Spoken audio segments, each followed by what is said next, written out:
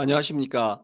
아, 2024년 1월 보험연구원 산학 세미나를 시작하겠습니다. 오늘은 제 45회이고요. 오늘은 사실은 산학 세미나에서 우리가 보험 소비자에 관련된 얘기를 했었지만 구체적으로 약관 해석이나 보험법과 관련된 내용을 다룬 것은 이번이 처음입니다. 그래서 오늘은 보험 약관 해석 방법론에 대한 재고찰이라는 주제로 세종대학교 변호사이시면서 최승재 교수님 오늘 발제 30분 해주실 거고요. 이에 대해서 어, 세 분의 토론자께서 오늘 아주 흥미로운 토론을 해주실 거로 기대하겠습니다. 자, 바로 최승재 교수님의 내용 발제 시작하도록 하겠습니다. 예, 반갑습니다. 방금 소개받은 최승재입니다. 제가 오늘 말씀 올리려고 하는 주제는 보험약관 해석 방법론에 대해서 다시 한번 보자라고 하는 것이 주제입니다. 사실은 제 발표의 핵심은 어떻게 보면은 그 부제로 달려 있는 보험의 기본 원리에 의한 제한이라고 하는 부분이 가장 핵심적인 부분이다라고 저는 생각을 합니다.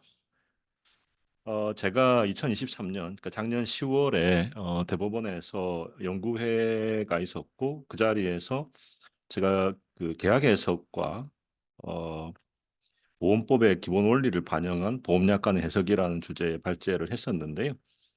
근데 그 과정에서 이제 이런 고민을 같이 하게 됐던 이유가 보험법의 기본 원리라고 하는 것이었습니다. 왜냐하면 보험약관이라고 하는 것도 약관이라는 점은 당연히 맞죠. 그러니까 이제 약관규제법에 적용을 받게 될 텐데요.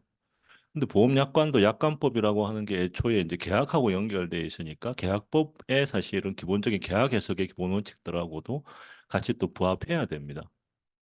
보험법 책들을 보면 사실은 이게 이제 계약이라고 하는 점에 대해서 그렇게 깊게 생각하지는 않고, 그건 사실은 뭐 미국에 제가 이제 유학했을 때 지금까지 계속 이제 미국 보험법에 대해서는 에브람스의 책, 지금은 이제 공조로 바뀌었는데요. 에브람 교수의 책을 계속 보고 있는데 거기에서도 보면 이제 기본적으로 보험약관 해석에 대한 여러 가지 설명들을 하고 있는데 그게 사실은 또 계약 해석의 원리하고 뭐 아주 동떨어져 있는 것도 아닙니다. 그래서 이제 약관인데 약관규제법 적용을 받고 약관도 계약 일종이라면 계약법적인 해석을 해야 되고 계약법적인 해석을 해야 되는데 이게 보험약관이기 때문에 보험의 성격을 반영을 해야 된다라고 하는 게 보험약관 해석이라고 하는 것이 가지는 특징적인 점일 겁니다.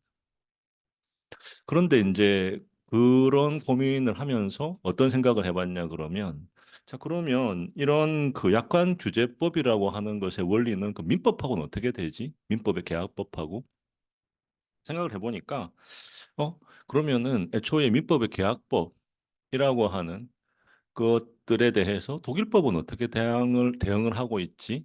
라고 하는 걸 생각을 해봤거든요. 왜냐하면 우리 약관규제법은 기본적으로 독일법의 영향을 받았기 때문에. 근데 독일은 아게베게라고 하는 그러니까 독일 약관규제법이 애초에 있었습니다. 그런데 독일은 이제 민법을 모더니지우링하면서 그 약관규제법이 어디로 넘어갔냐면은 베게베라고 하는 독일 민법 안에 들어가 버렸습니다. 그러니까 사실은 독일은 약관 해석이라고 하는 게 민사 계약 해석에 있어서의 특별한 약간의 특칙이 있다라고 이해를 한 거죠. 그러니까 이게 뭐 엄청나게 뭐가 다른 그러니까 왜냐하면은 이게 어드히어전이라고 말하는 부합성 때문에 사실은 특징을 가지고 있는 일종의 스탠다드 컨트랙이 약관인데 그런 점에서 놓고 보면은 독일은 이제 약관 규제법 자체가 아게베게가 베게베로 들어가고 물론 보험 계약에 대해서는 이제 파우계라고 하는 이제 보험 계약법이 따로 있죠. 근데 보험 계약에 대한 해석에 있어서 그러면 왜 이런 식의 어떤 특징적인 점이 뭘까라고 생각을 해보면서 애초에 이제 이 논의에 대한 문제의식을 가지게 된 게 뒤에 이제 토론자들께서 토론하신 내용에 보니까 예를 들면은 뭐 자살보험금 사건 이런 것들을 이제 언급하고 계시는 것 같은데요. 그걸 한번 생각을 해보죠. 왜냐하면 제가 그거를 그 사건들을 이제 법원에서 보면서 생각을 했던 것 중에 하나가 이게 사실은 이제 작성자 불이익의 원칙이라고 하는 게 지금 굉장히 넓게 쓰이고 있고 2023년도 판결들만 찾아봐도 뭐 좀 의미 있는 판결들이 꽤 있고요. 제가 뭐 연구회 발표했을 때도 판사님들 몇 분이 2023년 판결에 대해서도 뭐 나름대로 의미도 말씀을 주시고 하셔서 했는데 사실은 뭐 2023년 판결이건 어디건 이제 제가 생각하기에는 이 주제에서 굉장히 재미있는 의미 있는 주제라고 볼 수 있는 게 이제 자살 면책 특약 관련된 사건인 것 같습니다. 왜 그러냐 하면 자살에서 재보험 특약, 재특약에서 사실은 재해라고 하는 개념하고 근데 이게 보험 자체가 재해를 부부하는 것이고 자살이 재해가 아니라고 하는 점에 대해서는 누구도 다툼이 없는데 그게 상해보험에서 가져온 조항이 그대로 들어있어 가지고 재해가 아님이 명백한 자살의 경우에도 작성자 불이익 원칙이 적용됐기 때문에 네가 잘못 썼으니까 그대로 적용돼야 된다라고 하는 생각. 근데 이게 그거는 사실은 생각해 보면 우리가 작성자 불이익의 원칙이라고 하는 것의 어떤 한계에 대해서 좀 고민할 수 있는 지점이 있는 것이 아닌가라는 생각을 하는 거죠. 왜냐하면 어떤 한계지움이라고 말하는 백그랜중을 할 수 있는 한계지움의 끝이 뭐냐라고 생각해 보면 제가 보기에는 그게 아마 보험이라고 하는 내지는 그건 개별 보험이 가진 속성일 수도 있고 특정한 보험 그러니까 보험 전반의 기본 원리일 수도 있고요. 그래서 사실은 이런 점들이 보편적으로 같이 좀 생각이 되어야 되는 게 아닌가라고 하는 게 사실은 출발점에 있어서의 문제의식입니다. 그러니까 제가 그래서 이제 여기 아까 제가 가로 쪽이 의미가 있다라고 말하는 게 보험의 기본 원리에 의한 제한이라고 하는 게 말이 없지만 사실은 이거는 당연히 보험약관의 해석형이 보험약관이기 때문에 어떻게 보면 내재적으로 존재하는 이제 제한인 것이 아닌가라고 하는 문제의식을 좀 실론적으로 던지는 거고요. 우리가 전통적으로 뭐 보험약관에 대해서 그 보험법 책을 보면 또 내지는 논문들에 보면 요 세 가지를 이야기를 하시죠. 이거는 뭐 사실 어떻게 보면 보험약관의 문제만은 아닙니다. 약관 자체가 아니라 약관 규제법을 만들었을 때 초기에 나왔던 책들부터 뭐 그 이후에 약관과 관련된 것들은 다들 보면은 이제 이 편입 통제, 해석 통제, 내용 통제라고 하는 걸 한다고 돼 있죠. 어떻게 인코퍼레이션을 하고 인코퍼레이션이 돼 있는 것들을 어떻게 인터프리테이션을 하고 인터프리테이션을 해서 사실은 통제가 안 되는 걸 아예 그 눌리파이 시켜가지고 무효화하는 이런 게 이제 결국은 이 통제라고 불리는 것들의 내용인데 글쎄 이게 왜 근데 통제라고 불리는지 자체에 대해서도 사실 생각해 보면 예를 들면 내용 통제 같은 게 독일의 인할트 컨트롤레라고 하는 이제 그 내용인데 사실 무효화한다는 것을 가지고 사실 우리 법에는 이제 약관 규제법 5조 6조 등에 들어있죠. 근데 이게 사실은 이런 식의 일련의 시리즈를 가지고 하는 건가요, 이게? 편입을 시킬 것인가 말 것인가라고 하는 문제에서 해석의 문제로는 이게 되는 게 아닌가? 내지는 해석을 하는 과정에서 뭔가가 되는 게 아니라 아예 원래부터 내용 통제를 먼저 해서 무효화시키는 게 먼저 아닌가? 약관법에 있지 않으면 103조, 104조로 민법으로는 컨트롤을 못 하나? 라고 하는 여러 가지 사실은 이게 그냥 좋은 말이긴 한데 이것들이 마치 뭐 당연히 어떤 그 도그마틱하게 어떤 하나의 시리즈를 가지고 있는 게 아니고 그냥 하나의 아이디어들을 쭉 던져 놓은 거. 근데 이게 뭐 이렇게 대단한 게 제가 보기에는 미안하지만 아닌 것 같다. 그러면 이런 생각을 가지고 그러니까 전통적인 도그마에서 그러면 뭐 뭔가 문제를 해결할 것 같지만 제가 보기에는 뭐 그렇게 크게 문제를 해결할 거는 없는 것 같고요. 오히려 그렇다면은 제가 보기에는 이거를 한번 쪼개보자는 거죠. 편입 통제니 해석 통제니 뭐 내용 통제니 하는 것들을 쪼개가지고 한번 살펴보면 결국은 편입 통제라고 하는 게 아까 말씀드린 게 없는 걸로 그냥 봐버리는 편입시키는 인코퍼레이션 안 하는 거. 근데 그러면은 그 부분에 있어서 인코퍼레이션을 안 하는 방법론이라고 하는 게 다시 한번 세부적으로 원칙이라고 하는 이름으로 들어가 보면 이제 개별 약정 우선의 원칙 같은 것들을 통해서 만약에 개별적인 특약이 있고 그거와 배치되는 무언가가 있으면 특약을 우선하겠다라고 하는 건 사실은 이거는 달리 보면은 계약법에 일반적으로 보면은 만약에 어떤 특약이 있고 일반 조항이 있으면은 보험약관이 아니고 일반 계약이면 이와 달리 해석해야 되나? 아닐 것 같거든요. 당연히 특별하게 뭔가 특별한 사항에 대해서 규정을 했으면 그게 적용돼야지. 해석 통제라는 것도 한번 잘 생각해 보면 해석 통제는 그나마 제가 보기에는 의미가 있죠. 왜냐하면 또 그래서 어떻게 보면은 제가 보기엔 앞에 있는 이 세 가지 막 이게 뭐 대단한 의미가 있다기보다 결국은 이게 그냥 일반적인 보험약관의 해석론의 문제다. 왜냐하면 제가 말하는 게 틀렸으면 어떤 문제가 생겼냐면 독일식으로 이렇게 여러 가지 컨트롤이라고 하는 이름으로 안 붙이더라도 미국에서도 해석하는데 보험약관 해석에 특별히 문제 있다는 말씀 들어보셨습니까? 미국에서 이렇게 앞에 이런 식으로 안 한다 그래가지고 법률관 해석 못 한다는 말 들어본 적이 없는 게 왜 그런가 하면 사실은 이게 어떻게 보면 다 그냥 해석의 방법론인 거죠. 이름을 그냥 그렇게 붙여놨을 뿐이지. 근데 보험약관 해석에서 특이성이 뭐냐라고 물으면 객관적으로 해석해야 된다. 예를 들면 객관적으로 그러면은 민사계약은 객관적으로 해석 안 하고 주관적으로 해야 되나? 민사계약도 기본적으로 의사 합치가 객관적으로 이루어진 거를 찾는 거고 물론 그 부분에 대해서 객관적인 의사 합치하고 실질적으로 오표시 무해 원칙 같이 해서 다른 내심의 합치가 있으면 내심의 합치를 진위를 따라갈 수는 있죠. 실질적으로 제가 예를 들면은 아까 자살보험금 사건 같은 경우에도 보면 제 기억으로는 아마 그 보험사를 대리했던 원고 대리인들 중에서 아마 오표시 무해 원칙을 적용한 근데 그건 사실은 틀린 이야기죠. 왜냐하면 오표시 무효가 되려면 말 그대로 그 양 당사자가 그 부분에 의사합치 있어야 되는데 의사합치는 없으니까 상대방은. 근데 어쨌든 이제 객관적 해석이라고 하는 게 뭐 그건 사실 특이할 게 어떻게 보면 없다라는 거고요. 마치 특이한 것처럼 이야기를 할 수는 있지만 통일적 해석도 마찬가지입니다. 사실은 안에 여러 가지 이렇게 여러 사람들이 사실은 복수의 사람들이 존재하면 복수의 사람들 사이에 있어서의 해석은 상의를 통일적으로 이루어지는 게 맞겠죠. 예, 개별적으로 한 사람 한 사람이 아니라 물론 이 부분에 대해서 통일적 해석을 벗어나려면 개별적으로 특약을 해야 되는데 사실은 한 상품이라는 관점에서의 보험 상품이라고 하는 거를 갖다 팔게 되면 사실은 그들 간에 있어서의 서로 테일러메이드 된 상품을 파는 게 아니라면 아주 많은 보험료를 부담하고 통일적 해석을 해야 되겠죠. 근데 사실은 이것도 테일러메이드 되어 있는 특정한 사람들을 위해서 예를 들면 우리 김원수 교수님을 위한 별도의 특별한 1인용 보험 상품을 판다 그러면 사실은 통일적 해석이라는 게 있을 수가 없거든요. 그냥 그거는 만들어진 대로 이루어져야 되는 것이죠. 그다음에 이제 면책약정 같은 경우에는 원격 해석을 하라라고 하는 거고요.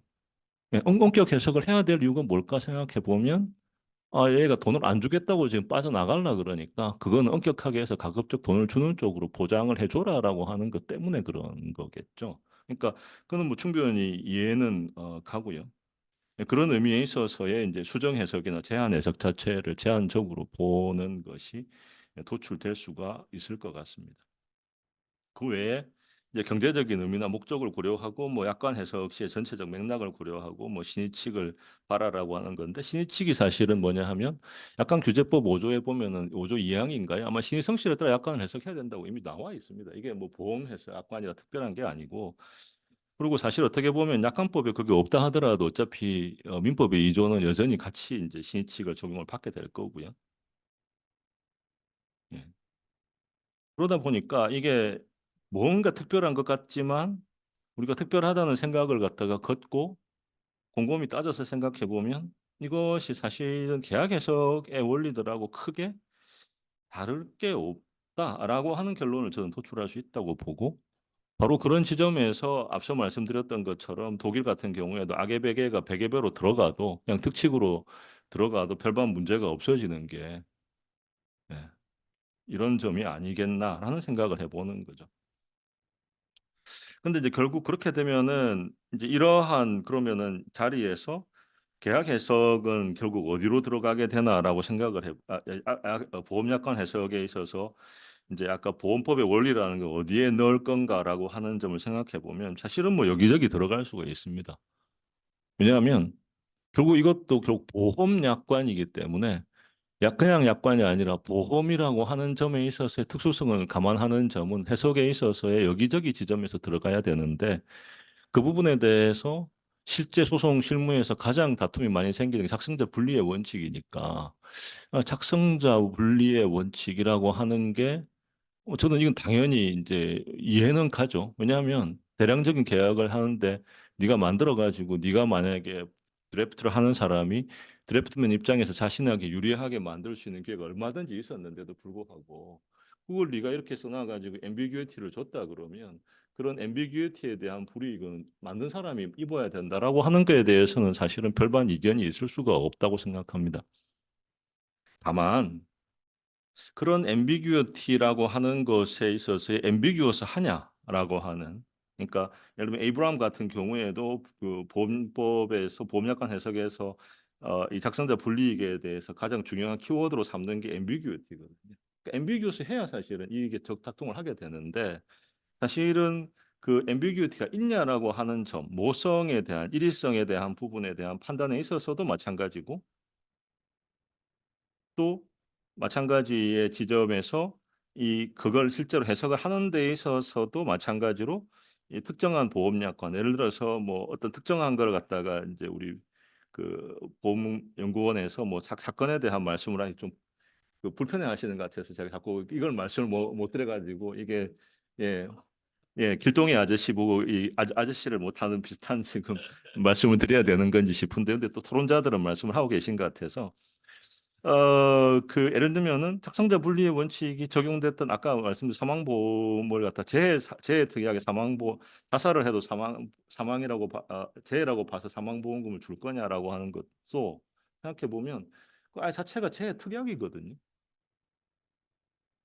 그러면 그 자체가 사실은 어떤 앰비기어스 하냐라고 물어봤을 때 재해가 뭐냐라고 하는 것에 대한 해석을 갖다 과연 진짜 보는 사람이 못할까? 라고 하는 생각이 어떻게 보면 애초에 출발점이 아닌가 해석을 함에 있어서라는 생각을 저는 좀 해봤고요. 그래서 사실은 어떻게 보면은 그 이 지점에서 가장 중요한 게 뭐냐면 저는 이제 인적 기준이라고 생각을 해본 거죠. 제가 예전에 이제 그 곽윤직 선생님 민법 총칙을 보면서 지금도 기억나는 게 뭐냐면 그 민법에서의 인간상이었습니다. 민법에서의 인간상이 뭐냐라고 말했을 때 민법에서의 인간상에 대해서 합리적 인간이라고 쓰여 있었습니다. 그러면서 혹시 이제 법학을 공부하셨던 분들은 기억하실지 모르겠는데 이게 그 인간이라고 하는 게 만하고 맨씨가 있는데 이게 둘이 서로 같은 게 아니야. 뭐 이러면서 이제 책에 막 그런 기술이 막 나옵니다. 근데 이게 실질적으로 생각해 보면 결국은 우리가 말하는 민법 해석조차도 합리적인 인간을 전제하는 거거든요. 합리적이지 않은 사람이 이상하게 해석하는 거에 대해서는 그러니까 아까 말씀드렸던 것처럼 양 당사자들 간에 있어서의 이게 통상적인 국어의 어법이 아닌 이상한 걸 갖다가 자기들끼리 합의를 하더라도 하는 건 합리성이 있기 때문에 그런 거고요. 만약에 이게 실질적으로 어떤 터미놀로지를 달리 정의하려고 그러면 그 안에 사실은 딕셔너리가 들어있어야 되는 거거든요. 보험약관들도 보면 그래서 안에 딕셔너리가 들어있죠. 여기에서 뭐는 뭐뭐다라고 용어 정의를 막 하고 있단 말입니다. 그럼 거기에서 해석의 기준은 결국 합리적 인간인 거고요. 그러면 우리가 계약 해석에 있어서도 양 당사자가 합치된 내용이 뭐냐라고 하는 건데 여기 사실 합치는 아까 말씀드렸던 보험약관에서의 객관적 해석은 크게 다르지 않다. 이것도 객관적으로 합치된 걸 말하는 거예요. 그리고 다만 이제 여기에서 특이한 점이 도출되는 부분이 뭐냐면 약관 해석에 도출되는 지점은 대량적 표준적 계약인데 문제는 대량적 표준적이라고만 해서 약관 해석이 특별하게 문제가 되는 거라기보다는 제가 보기에는 오히려 뒷부분에는 협상 기회가 존재하지 않는다는 게 포인트다. 대량적 표준적이긴 한데 내가 예를 들어 가지고 특정한 계약에 대해서 예를 들면 우리 그 김원수 교수님처럼 보험 전문가가 보기에 야, 특약이 좀 이상해. 나는 이 특약에 대한 특약을 붙일래라고 하는 걸 만약에 모디파이 할 수 있는 기회가 있다 그러면 사실은 달라질 수 있겠죠. 근데 그게 아니잖아요. 보통 사인을 하거나 그러니까 take it or leave it 계약이거든요. 그렇기 때문에 사실 협상 계획을 부존재하는 것이 사실은 특징적인 점이고 그리고 보험약관의 해석에 있어서도 마찬가지로 합리적 인간을 둬야 되는데 우리 보험약관의 해석은 전통적으로 보면 약간 좀 한 발 더 물러나서 조금 더 무르게 해서 보호하는 쪽으로 가죠. 그게 뭐냐면 인간이 가지고 있는 어떤 바이어스라든지 휴리스틱 같은 것들에 의해서 결정을 한다라고 하는.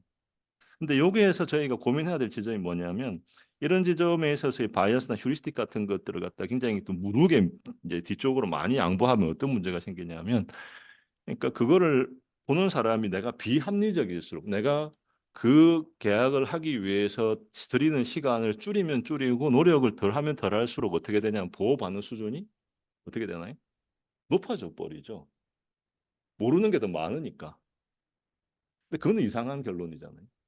왜냐하면 항상 그 우리가 제도 설계를 하거나 해석을 논할 때에는 합리적인 수준, 합리적 인간이라는 건 뭐냐면 제가 이야기하는 합리적 수준의 어텐션을 해야 되거든요. 당해 사건에 보험 계약을 체결하거나 그러니까 보험 계약을 체결하도록 유도하는 과정에서 기망적 행위가 들어가거나 어떤 오인을 유도할 목적으로 뭔가를 하는 특별한 어떤 퍼더 액션이 있지 않고 상대방과의 관계에 있어서의 통상적으로 만약 협의가 이루어진 과정이라면 상당한 수준의 주의를 갖다가 가지도록 하는 게 맞지 이걸 무조건 나갈 수는 없거든요. 결국 그러다 보니까 여기에서 제가 보기에는 이제 법원이 고민해서 도출한 결론에서 보, 그 보험약관의 해석 기준이 아마 그래서 평균적 일반인이 된 게 아닌가 라는 생각인 거죠. 왜냐하면 평균적이지 않은 예를 들면 덜 떨어진 일반인을 기준으로 할 수는 없지 않습니까? 그리고 여기서 말하는 평균적 일반인은 당연히 여기에서 합리성을 전제하는 거고요.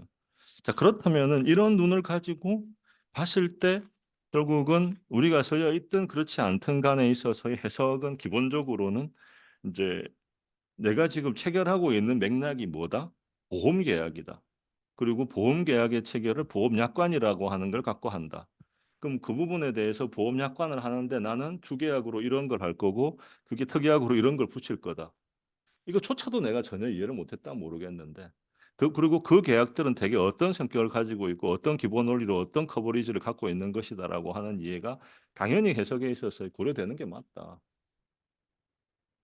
다만 이걸 어떤 관점에서 어떻게 투영해내고 그 보험 원리를 어떻게 작동하도록 만들 거냐라고 하는 점에 대해서 고민을 할 필요가 있는데 제가 보기에는 이거를 너무 제가 생각하기에는 어떤 보험 약관 해석에 대해서 기존의 어떤 철학적인 고민이나 내지는 어떤 그런 것 없이 기계적으로 지금 약간은 이제 어떤 원리, 원칙 막 이런 걸 가지고 지금 밀어붙이고 있는 게 아닌가라고 하는 이제 생각을 좀 저는 하는 거고요. 그런 점에서 생각해 보면 사실은 이 보험약관의 해석이라고 하는 점에서 생각해야 되는 계약 해석에 있어서의 기본 원리가 한번 고민될 수 있는 맥락이 있는데 아까 이 제가 이제 이 슬라이드를 다시 한번 생각을 해보시면 이게 제가 아까 이게 그냥 어떻게 보면은 강의용 도구마다라고 생각을 하는 게 이런 겁니다. 이게 세 개가 지금 떨어져 있는 것 같은데 진짜 떨어져 있냐라고 만약에 질문을 해보면 안 떨어져 있어요. 우리 저기 뭐 토론자이신 뭐 안 변호사님이 이렇게 실무를 하실 때 이걸 세 개를 어떻게 쪼개시는지 제가 모르겠는데 사실은 쪼개지는 있는 것 같지만 실제로는 제가 보기엔 연결돼 있어요. 왜 그런가 지금 말씀을 드리면 바로 이런 것 때문에. 효력 유지적 축소 해석은요 말은 해석이지만 실제 이건 내용 통제입니다. 일부를 무효화시켜버려요. 왜? 전체를 다 약관을 살리려고 그러면 전체가 다 죽어야 돼요. 다 무효가 되고 무효가 되면 어떻게 됩니까? 없는 게 되지 않습니까? 근데 그러면 예를 들어서 없어지면 어떻게 해야 되냐? 없어지면 남은 관계는 무효가 돼버리면 부당이득 반환 관계로 넘어가게 되겠죠. 그럼 보험계약이 없어졌으니까 받은 거 주고 예, 끝나야 되는 거죠. 보상회복이 돼버리니까. 근데 그게 사실은 좋지는 않잖아요. 왜냐하면 당사자가 애초에 의도했던 것도 뭡니까? 보험계약이 없어지는 게 원하는 게 아니고 어느 정도의 부부 범위가 필요했기 때문에 그 사람이 물론 뭐 이제 이거는 생각할 필요가 있는 게 제가 이 2024년 시점에서 이런 발표를 하는 게 뭐냐면 이제 우리 토론자 중에 한 분이 그뭘 토론해야 될지 모르겠다는 이야기를 하셨다는 이야기를 들었는데 그게 제가 보기에는 문제다라는 거죠. 왜냐하면 그런 문제의식을 가져야 되는 시점이라는 게 전통적으로 우리가 해왔던 게 지금도 맞느냐는 이야기죠. 왜냐하면 우리가 전통적으로 보험약관의 해석이라든지 보험계약에서 바라보는 시점이 뭐냐. 누적되어 왔던 게 보험약관은 어떻습니까? 인간관계에 의해서 정리적으로 계약을 체결하는 특성이 있다. 2024년도 그런가요? 제가 처음에 사회생활 시작했을 때 제가 아는 사람이 찾아와가지고 실제로 보험 제가 데리고 있던 직원도 하나 찾아와가지고 갑자기 연락이 오길래 제가 안 그래도 그런 생각을 했고 라이프 플래너가 됐나? 근데 실제로 그렇게 찾아오니까 약간 당황스럽긴 하던데 근데 요즘은 그렇지 않지 않습니까? 저는 그렇게 보기는 어려울 것 같아요. 이제는 더 이상 영업의 형태도 그렇고 실제 채널도 그렇고 사람들의 어떤 수준도 그렇고 근데 여전히 그런 생각을 하면서 갈 수는 없다. 자 그러면 그런 경우에 예를 들면은 이런 지금 효력 윤적 축소에서 독일에서는 뭐 여기 보면은 이제 효력을 유지하면서 겔퉁스 할테른이라는 게 이제 효력을 그대로 할텐 가지고 있다 홀드한다는 뜻이니까 효력은 살려주면서도 어떤 범위를 갖다 축소해가지고 해석을 한다라고 하는 이런 것들을 통해 가지고 유효를 남겨주면서도 일단 유효화 시켜놓고도 해석을 하는 거거든요. 그러니까 사실은 이건 두 개가 붙은 거라는 거죠. 그러니까 그 이야기를 하고 싶은 겁니다. 이 슬라이드를 통해서. 그래서 떨어져 있는 것처럼 보이지만 사실은 이게 같고 사실은 해석이란 이름으로 다 묶을 수 있는 이야기다. 그리고 아까 면책약관에 대해서는 엄격 해석을 해야 된다라고 저희가 아까 이야기를 했는데 시간이 벌써 제가 뭐 이야기를 하다 보니까 그래서 제가 하여튼 뭐 한 5분 안에 하여튼 마무리를 하도록 하겠습니다. 그래서 면책약관은 엄격 해석을 해야 된다고 하는데 그 부분도 뭐 마찬가지로 그런 특징적인 점이 있다라고 하는 건 뭐 제가 그냥 시간을 뛰어넘어서 5분밖에 없으니까 5분 동안에 이제 실제로 대법원에서 발표를 했을 때 연구관님들이 제일 궁금해했던 거, 예, 이 플로우에 대한 겁니다. 제가 suggested flow라고 해놓은 지금까지 우리가 지금 뭔가 있는 것처럼 해서 무슨 통제 그러고 있었는데 그냥 그게 아니고 오히려 판사가 객관적으로 생각할 수 있는 플로우를 한번 만들어 보자. 사고의 플로우를. 예. 그래서 그러면 제가 생각하기에는 Q1에서 첫 번째 질문을 면책약관인지 아닌지를 갖다가 먼저 보자는 거예요. 왜냐하면 면책약관이면 다른 루트로 엄격 해석이라고 하는 채널로 가야 되니까 엄격 해석을 하면 어떻게 되냐? 그러면 면책이라고 적혀 있는 거를 포지티브하게 좁게 줄여가지고 그 부분만 이제 빠져나가는 쪽으로 해줘야 될 테니까. 그래서 만약에 거기에서 예스면 이제 노면 할 때 플로우를 이렇게 한번 만들어 보고 그다음에 Q2에서 이제 해석을 그 면책약관이 아니면 면책약관이 아닌 약관 조항이니까 그때 출발해야 되는 기본적인 합리적 인간에 있어서의 기본적인 출발점은 프리랜귀지 룰이라고 저는 생각을 하거든요. 그러니까 프리랜귀지 룰이 뭡니까? 영미법에서 일반적으로 일반적으로 사회생활을 하는 사람들이 이 단어를 봤을 때는 뭐라고 이해하는지거든요. 일반적으로 사람들이 봤을 때 재해 자살이 들어가느냐고 물어보는 거예요. 이 원리를 물어보자면 이게 출발점이 돼야 되는 게 아니라는 거예요. 왜 계약 해석에서는 당연히 이렇게 할 텐데 약관 해석이라고 해도 당연히 이렇게 하는 게 맞을 텐데 왜 보험에 들어오면 이상하게 될까라고 하는 거에 대한 어떤 자스티피케이션이 있는가라고 질문을 하는 거고요. 그러면 프레임 앰비규어티를 정하는 건 뭐냐면 리즈너블 퍼슨이 프레임 랭귀지 룰을 가지고 인터프리테이션을 하면 이게 내가 뭔지 모르겠다. 그러니까 모르겠다는 건 정확하게 말하면 모르겠다가 아닙니다. 보험 해석에서는 뭐냐 하면 복수로 해석될 가능성이 있다는. 이게 뭐 재해라고 돼 있는데 자살도 들어가고 뭐 재해가 외계 물체에 의해서 되는 것도 있을 수 있고 뭐 번개를 맞아서 죽는 것도 재해일 거고 한데 국어 사전적인 의미에 있어서의 의미가 1, 2, 3, 4, 5, 6, 7, 8, 90이 다 포함되는 거죠. 사실은 이렇게 되면 이거는 이제 작성자 분리로 가야 되겠죠. 왜냐하면 여러 가지를 지금 소각해야 되는데 소거하는 방법이 사실은 작성자 분리의 원칙입니다. 보고법을 써가지고 하는 원칙. 의미를 정확하게 제가 생각하기에는 왜 그렇게 해야 되는지에 대한 룰 세팅의 베이스가 있는 상태에서 이야기를 해야지 그냥 앵무새처럼 뭐 그런 원칙이 있다. 왜? 라고 하는 거에 대한 답이 필요한데 그렇게 보면은 이제 1단계에서 이제 법원이 해야 될 일은 법원은 약관 전체의 문헌을 갖다 약관 왜냐하면 약관 전체의 문헌을 특별한 용어에 대해서 예를 들면 재해라는 문헌이 있으면 재해라는 문헌에 대해서 약관 전체의 문헌을 가지고 봐야 아까 말씀드린 왜냐하면 이렇게 보는 게 뭐하고도 부합하냐면 계약 해석하고도 부합하는 거거든요. 예를 들면 가장 우리나라에서 일반적으로 많이 하시는 게 뭐냐면 부동산 임대차 계약일 텐데 부동산 임대차 계약할 때 8점만 문제되면 8점만 보십니까? 대상 물건이 뭐 집인지 아파트인지에 대해서 앞에는 집이라고 써 있고 뒤에는 아파트라고 되어 있으면 그 집은 아파트라고 해석하는 게 맞겠죠. 단독주택이라도 포함되는 거 해석하지 않지 않습니까? 그 상식적인 이야기일 것 같아요. 그래서 그런 식의 관점에서 1단계에서 각각의 제가 생각하기엔 5가지 정도의 기본 원칙들을 제시한 겁니다. 이게 지금 시간이 없어가지고 제가 왜 이런 네. 써도 되겠습니까? 이제 30분밖에 못 받아가지고 예, 예. 그러면 제가 뭐 조금 더 저기 제가 관대한 페르시아의 군주 같은 사회자님을 만나서 조금만 제가 더 쓰도록 하겠습니다. 그 첫 번째에 이제 의사 해석과 관련돼서 이제 여기에서 민사계약법리하고 다른 점은 뭐냐면 제가 밑줄 끊어온 것처럼 평균적 고객이라는 이게 이제 보험 계약에 있어의 특징적인 점인 거죠. 왜냐하면 민사 계약에 있어서는 기본적으로 더 대등한 협상력을 가지고는 쌍방을 전제로 하거든요. 세팅이 그렇습니다. 룰 세팅 자체가. 근데 반해서 여기에는 지금 대등한 협상력을 가진 쌍방이 아닌데다가 지금 다수의 사람들이 협상 기회도 없이 지금 나는 끌려 들어가 있거든요.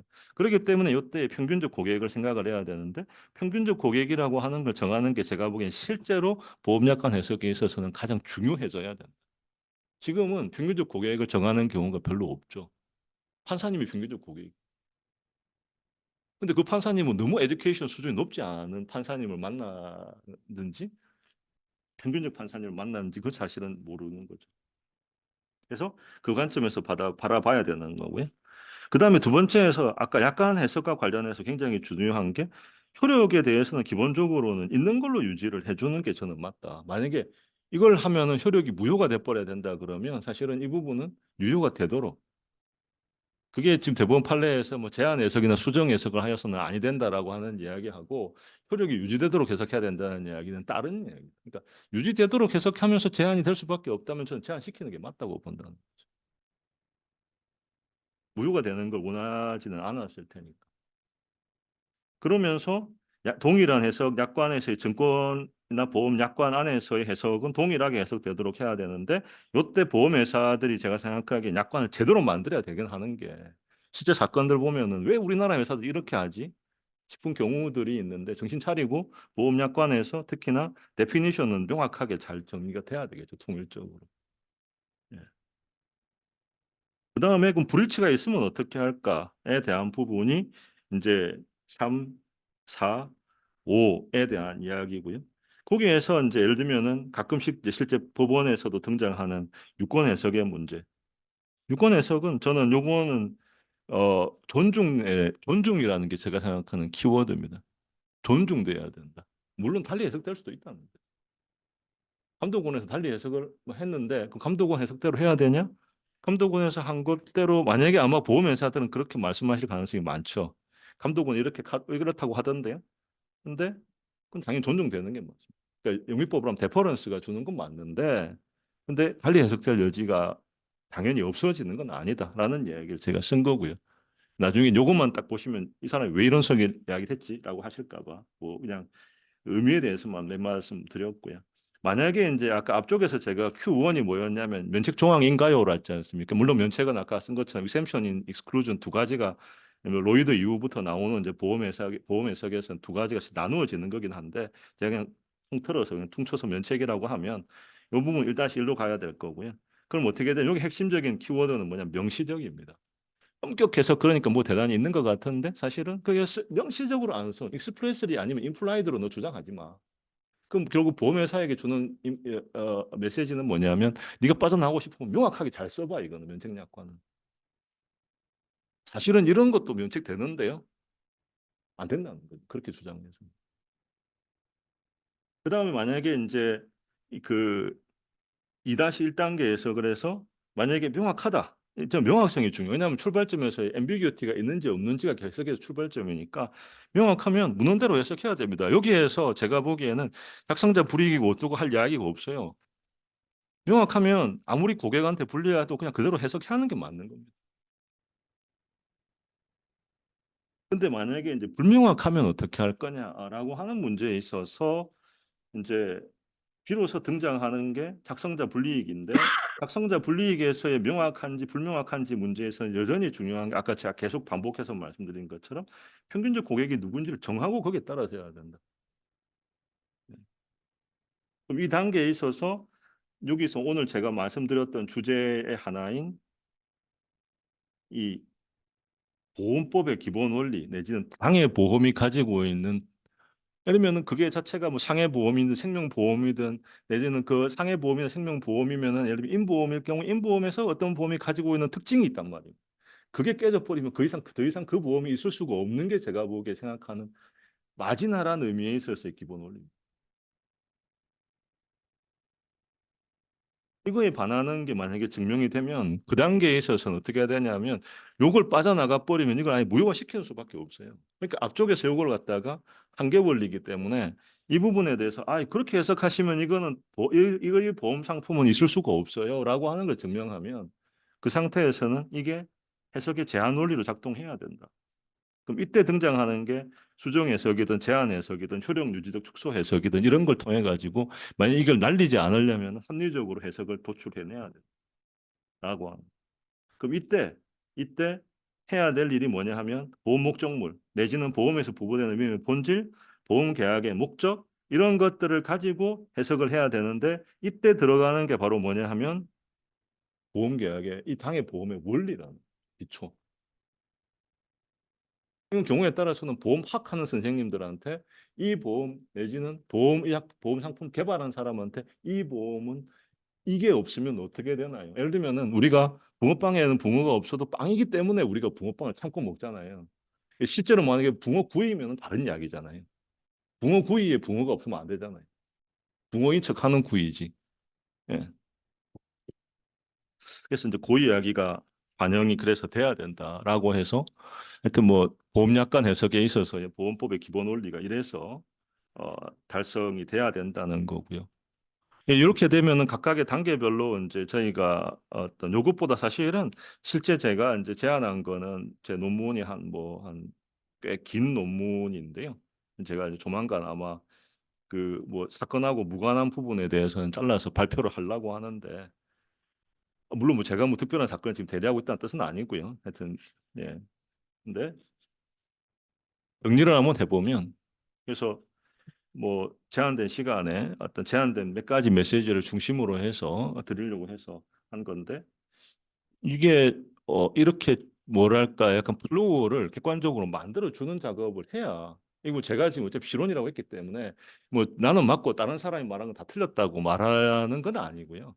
그러니까 저는 지금까지 당연하다고 생각해 왔던 것들이 당연한가에 대한 질문을 던지는 거고요. 그게 저는 공부하는 사람이 해야 될 일이라고 생각을 하고 질문을 던져본 거고 그런 점을 생각해 보면 이런 것이 이루어져서 어떤 생각의 어떤 흐름, 플로우가 정립이 되면 그걸 통해 가지고 약간의 해석의 예측 가능성도 확보가 되고 약간의 해석의 예측 가능성이 확보가 된다는 이야기는 거꾸로 말하면 이렇게 하면 이게 내가 안 되겠구나라고 생각을 해서 보험회사들도 그럼 그 플로우를 보고 보험 상품을 개발할 때 고민을 해야 되지 않겠습니까? 약관을 만들 때 고민해야 되죠. 왜냐하면 보험 약관이라는 게 보험 상품을 반영하는 거죠.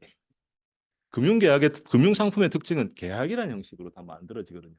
삼성전자는 텔레비전을 만들면 텔레비라는 형식으로 만들지만 금융상품은 계약이라는 이름으로 다 만들어지지 않습니까? 그렇기 때문에 오히려 이게 예측 가능성이 확보가 되고 조금 더 우리 상품 개발에도 선진화에 도움이 될 거고 소비자 관점에 있어서도 이런 것들이 판매 과정에서도 반영돼서 소비자 보호에도 저는 긍정적이지 않을까. 라고 하는 이제 생각을 말씀을 드리고자 한 겁니다. 그래서 지금 뭐 한 37분을 벌써 썼기 때문에 아무리 그 사회자님이 더 시간을 쓰라고 해도 그냥 그건 토론 때 제가 말씀 올리면 될 것 같고요. 그래서 하여튼 뭐 이런 어떤 저의 고민 내지는 뭐 연구라고까지 하기도 그런데 하여튼 뭐 소박한 고민 내지는 이제 무식한 문제 제기를 지금까지 이렇게 들어주셔서 감사합니다. 하여튼 토론자님들께서 굉장히 좋은 토론을 준비를 해주신 것 같아서 남은 이야기는 혹시 제가 아는 게 있으면 토론 때 말씀 올리겠습니다. 네, 감사합니다. 네, 감사합니다. 그 작년 기억이 벌써 이렇게 가서 그런지요. 최근 우리 산학 세미나 들은 것 중에서 아, 정말 임팩트가 있는 좀 발표가 아니었나. 그리고 연구자인 저희들로서는 굉장히 많은 생각을 하게 하는 어, 사실은 우리가 기계적으로 하는 이 모든 것들이 과연 정말 정합성 그리고 예측 가능성을 높여주는 건가? 아니면 소비자의 또는 보험회사의 뭐 효용을 높여주는 건가? 이런 생각을 해보게 되었습니다. 자, 바로 토론으로 들어가도록 하겠습니다. 토론은 먼저 KB손해보험에서 오신 양재용 변호사님에게 부탁드리겠습니다. 네, 안녕하십니까. KB손해보험 변호사 안재용입니다. 예, 토론자로 불러주셔서 대단히 감사합니다. 예, 발표를 들으면서, 제가 공부를 좀 했어야 되는데, 이런 생각을 많이 들고요. 예, 말씀해 주신 것처럼, 뭐, 편입, 통제 어느 단계에 들어가는지에 대해서 실무에서는 큰 고민은 없는 것 같습니다. 예. 그리고 또 기억에 남는 그 발표자님 말씀으로는, 보험이 들어오면 왜 이렇게 되는가라는 그 말씀이 좀 기억에 남고요. 보험은 좀 특수성이 있어서 모두가 좀 뭐 달리 보고 있다 이렇게 생각이 드는 것 같습니다.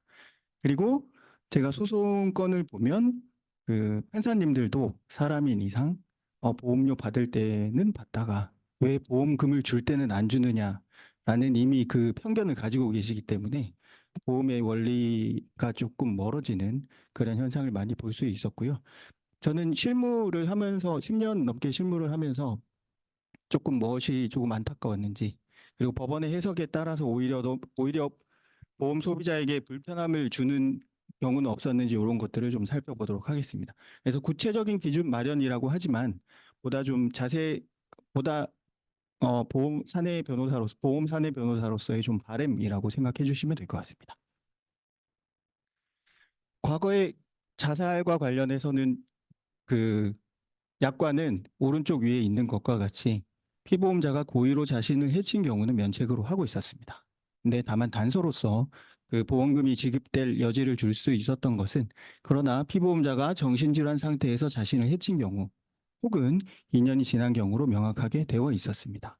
어떻게 보면 보험을 받기 위해서는 정신질환에 대한 입증이 있었어야 되는 것이죠. 근데 이러한 건에 있어서 순간적인 충동과 격정을 순간적인 그 충동이나 뭐 화를 이기지 못하고 자살한 건에 있어서 2005년에 2006년에 원심 고등법원과 대법원에서는 순간적인 그러한 그 충동 역시 정신질환에 속한다고 해석을 해버립니다. 그러면서 대법원에서는 조금 논리를 발전시켜서 그 고의가 발생할 수 없다. 자유로운 의사 결정을 할 수 없으면 일반적으로 고의 조각이 되는 거 아니냐라는 형태의 일반적인 설시를 하게 됩니다. 이에 따라서 원심과 대법원 판례가 계속 반복이 되니까 금융감독원에서는 감독 업무 시행 세칙에서 별표 15에 해당하는 표준 약관을 개정합니다. 읽어보시면 그 단서 부분만 읽겠습니다. 피보험자가 심신상실 등으로 자유로운 의사결정을 할 수 없는 상태에서 자신을 해친 경우 또 해석을 해버리게 되면서 고의 조각이 되는구나 라는 형태로 모든 그 업계 사람이나 아니면 소비자들도 인식을 하게 된 겁니다. 여기까지는 뭐 대법원 판례에 맞춰서 그 변경을 했기 때문에 충분히 납득이 가는 상황이었습니다. 물론 이에 대해서는 그 학자님들이나 아니면 다양한 그 교수님들께서도 대법원은 고의를 형성하지 못하는 사건은 아예 우연한 사건이고, 고의가 있으나 그에 비해서 정신질환인 경우를 구별을 못했다라는 정도의 형태로 말씀을 많이 해 주셨고요. 어쨌든 이것이 운영되면서 거의 10여 년 넘게 운영되면서 그 법률적으로는 조금 이해할 수 없는 상황이 발생합니다. 일반적으로는 심실상실, 고의를 조각하는 사유는 굉장히 극히 예외적으로 인정이 되는 것이 사실입니다. 근데 그에 비해서 유독 보험에 있어서 상해사망금, 재해사망금, 자살건에 있어서는 심실상실이 폭넓게 인정돼 버리기 시작합니다. 뭐 보험에 있어서 그 편견 아닌 편견들이 들어가 있는지는 모르겠지만 어쨌든 개별건에 있어서 고객을 보호하자는 취지로 반영이 어느 정도 되었다고 개인적으로는 생각합니다. 문제는 이렇게 운영하다 보니까 그 상해 사망금, 재해 사망금이 굉장히 금액이 큽니다. 그래서 보험 개별 실무자로서는 이러한 자살건이 접수가 되면 지급해야 될 근거도, 지급하지 않아야 될 근거도 마련하기가 굉장히 힘듭니다. 왜냐하면 왼쪽에 그 세 번째에 제가 실었듯이 수사기관도 밝히기 어려운 고의조각 사유를 민간 보험회사의 실무자가 밝히기가 굉장히 어렵습니다. 그리고 그 행위자는 이미 사망해 버린 상황이어서 그 행위자의 특정 행동을 판단할 수 있는 근거가 굉장히 미약하고요. 그리고 이거를 10년 넘게 운영을 하다 보니까 어쨌든 보험회사에서 면책을 하게 되면 결국은 소송을 진행할 수밖에 없고 그에 따라서 분쟁 비용이나 사회적인 비용이 너무 증가하고 있습니다.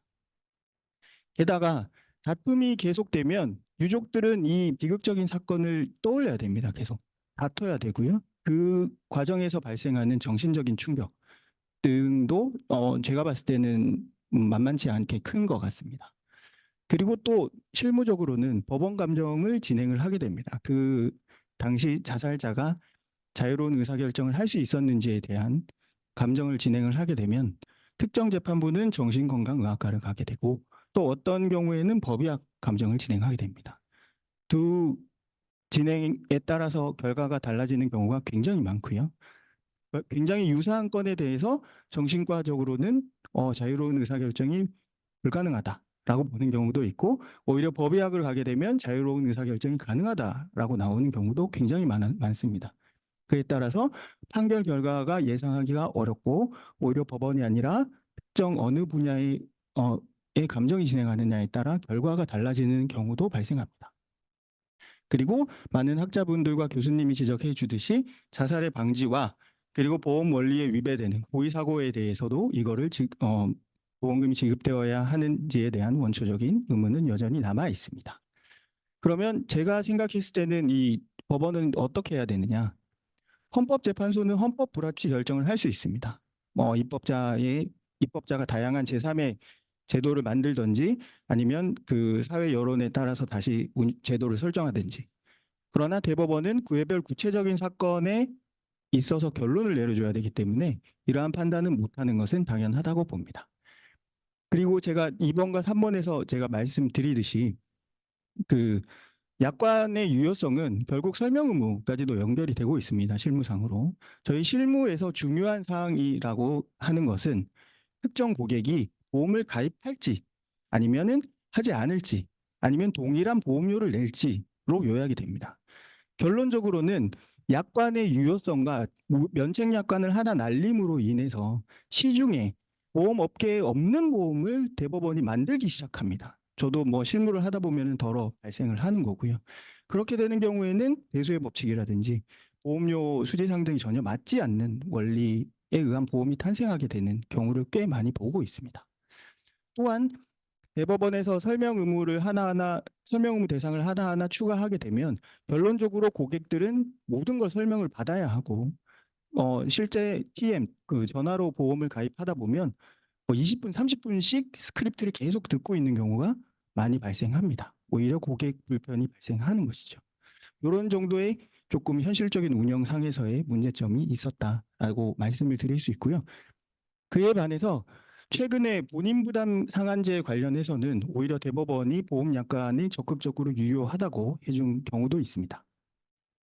본인 부담 상한제라는 것은 2004년 도입된 것으로 국민보험 가입한 가입자에게 그 본인 부담금을 특정 금액 이상 부담시키지 않게 하여 그 재정적인 그 유리함을 주게 하려고 하는 것이고요, 가입자에게. 그래서 예를 들어서 작년 같은 경우에는 소득 분위에 따라서 그 개별 환자가 부담해야 될 그 본인 부담금은 128만 원, 598만 원까지 다양하며 이 금액을 넘는 금액은 추후 환급을 받습니다. 이 제도가 2004년에 도입됐고 2009년에야 표준 약관에서 본인 부담 상한제에 해당하는 금액을 면책한다는 조항을 도입했었습니다. 면책 약관이 도입된 이후의 약관과 관련하여 대법원에서는 당연히 반론도 있었지만 그 약관이 유효하다고 해석을 해줬고요. 그리고 그 판단 과정에서 세부적으로 약관규제법에 해당하는 고객에게 부당하게 불리한 조항, 고객에게 거래 과정에 있어서 예측하기 어려운 조항, 그리고 상당한 이유 없이 사업자의 책임을 제한하는 조항에 해당하는지도 판단한 바 있습니다. 뭐 제가 개인적으로 봤을 때는 좋았던 판단이라고 생각을 합니다. 그러면 2009년 그 면책약관이 도입되기 전 약관과 2004년 본인부담 상한제가 도입되기 이전의 실손보험 약관은 어떻게 하느냐, 여기에 대한 판단도 있었습니다. 그 재판부에서는, 그 고등 재판부에서는 보험료를 설계할 때 본인부담 상한제에 의해서 환수받는 금액까지 고려가 되느냐라고 질문했었을 때, 저 그 담당 당시의 실무자가 실손보험은 갱신형이고 보험료를 정할 때 보험부담금에서 실제 환급금을 차감해서 보험료를 산정한다는 자료도 제출을 했었습니다. 어느 정도 대수의 법칙이나 아니면 전체 고객을 고려한 판단을 어느 정도 하려고 했던 노력인 것 같습니다. 그래서 그 약관에 대한 판결 이유를 설시를 하되, 결론적으로는 환급금은 공단이 부담하는 금액이고 고객이 부담하는 게 아니다. 그리고 표준약관에 나와 있는 내용 역시 창설적인 게 아니고 확인하는 것에 불과하다. 그리고 본인 부담금 자체에 비추어 봤을 때 보험 사고에 해당하지 않는다라는 해석을 해줬습니다.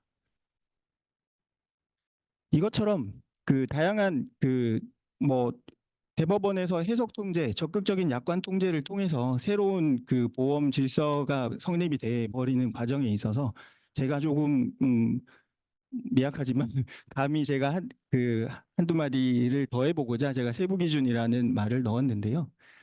기존의 대원칙을 고수하는 것은 좋지만 보다 구체적인 세부 기준이나 판단의 절차, 뭐 판단을 단계를 뭐 설시를 명확하게 해준다면 그 보험회사뿐만 아니라 소비자에게도 예측 가능성을 높일 수 있다라는 측면을 강조하고 싶습니다. 앞에서 보셨듯이 법원의 해석에 따라서 표준 약관은 개정될 수밖에 없고요. 그리고 약관을 효력하거나 무효화하는 경우에서는 그 제정하는 측면의 입장도 한번 고려할 필요가 있고, 그 대수의 법칙이나 혹시 수지 상승이 맞는지도 고려해 볼 필요가 있다고 생각이 됩니다. 그리고 아까 본인 부담금 상한제에서도 밝혔듯이 약관규제법에 규정되어 있는 것을 오히려 1차적인 판단 기준으로 적극적으로 활용하는 것은 어떨까라는 제안을 드리고, 이러한 것이 불가능할 경우에야 마지막으로 변경 축소 해석하는 것이 어떤가라고 생각이 들었습니다. 그리고 그 다음으로는 계약과 약관의 유효성에 관해서 오히려 법원이 적극적인 개입보다는 소극적인 판단을 조금 하는 것은 어떤가라는 개인적인 생각을 했습니다. 뭐 일반적으로 뭐 법학 이론적으로 영미법에서는 사인 간의 뭐 자율성이나 책임을 강조해서 계약을 크게 수정하지 않고, 대륙법계에서는 적극적으로 법원의 후견적인 역할을 강조해서 계약의 편입 통제 등 뭐 효력을 통제한다라고 일반적으로 그렇게 이해되고 있고요. 그러나 보험은 그 계약 측면에서 다수의 보험자들이 부담한 보험료에 의해서 보험금이 지급됩니다. 따라서 공익적 성격이 강할 수밖에 없고, 그 공익적인 성격이 반드시 고려되어야 된다고 생각합니다. 그리고 마지막으로 그 대법원 판시 사항에 있어서 원심이 잘못되었다고 판단을 하는 과정에 있어서 대법원에서 설시하는 기준들이 오히려 새로운 보험 해석이나 보험 클레임 면부책을 판단함에 있어서 기준이 돼버리는 경우가 굉장히 많습니다.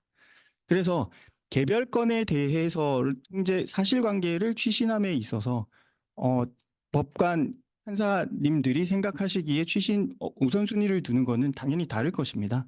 근데 그 우선순위를 둠에 있어서 원칙이 될 만한 것들을 이유에 남겨두게 되면 보험 그 업계에 미치는 영향은 클 수밖에 없고요.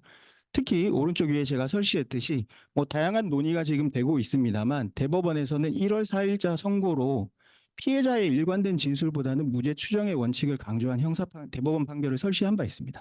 여기에 대한 논의가 굉장히 많이 있는 것으로 알고 있고, 이에 따라서 실무가 어떻게 반응할지는 지켜봐야 될 것 같습니다.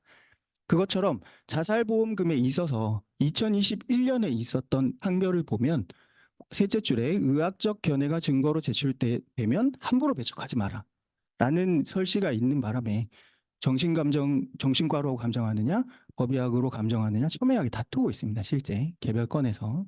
그리고 최근에 작년에 그 같이 토론해 주시는 양승현 연구위원님 변호사님께서 뭐 굉장히 자세하게 분석을 해 주셨지만 그 당시 특정 아무리 우울 에피소드를 알고 있더라도 그 당시 특정 행위를 보았을 때 직전의 행위를 보았을 때 심신 상실이 아니라고 볼 여지가 있는 행동이 있는 것에 집중한 원심 판결을 확인한 바 있습니다. 그래서 오히려 전반적으로 특정 앞으로 이 유사한 건에서 보험금이 청구되었을 때 오히려 더그 면책을 하기가 어려워진 그런 상황인 걸로 보여지고요. 제가 어쨌든 그 실무자 입장에서는 이런 기준을 제시해봤지만 결론적으로는 고객에게 불리한 것이 아니고 합리적인 그 기준이 확립만 된다면 결국은 보험 소비자에게도 유리해질 수 있다. 왜냐하면 예측 가능성과 안정성이 있기 때문에 라는 측면을 강조하고 싶고 그런 측면에서 토론을 마치고 그리고 발표자님께는 보험법의 기본 원리들이 이제 약관이나 계약에 있어서 들어오면서 강조가 돼야 된다고 하셨는데 뭐 보험 특성으로는 뭐 단체성, 선의성이 있을 거고 보험의 원리로는 뭐 대수의 법칙, 수지상 등의 원칙 등이 있을 겁니다. 혹시 그 중에서 가장 고려되어야 할 보험 특성이 어떤 것인지 뭐 통신 계약이나 아니면 건설 계약이나 이런 데에 비추어 봤을 때 어떤 특징이 있을지 좀 궁금합니다. 이상으로 발표를 마치겠습니다.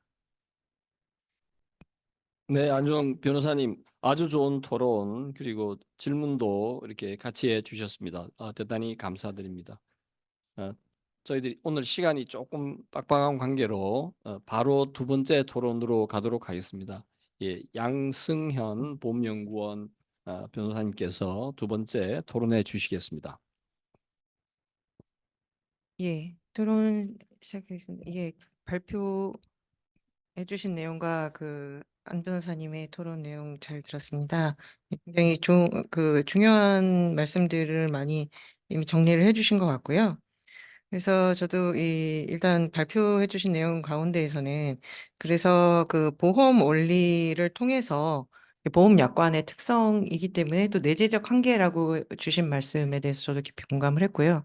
그 부분에 대해서 보험 원리로 제한을 해야 하는 것이 맞는데 그렇다면 이것을 플로우에서 해석의 플로우상에 어디에다 위치를 시키는가라는 부분이 어떻게 보면 그 판사님들이나 뭐 이런 어떤 실무에서 되게 중요한 의미를 가질 수도 있겠다는 생각이 듭니다.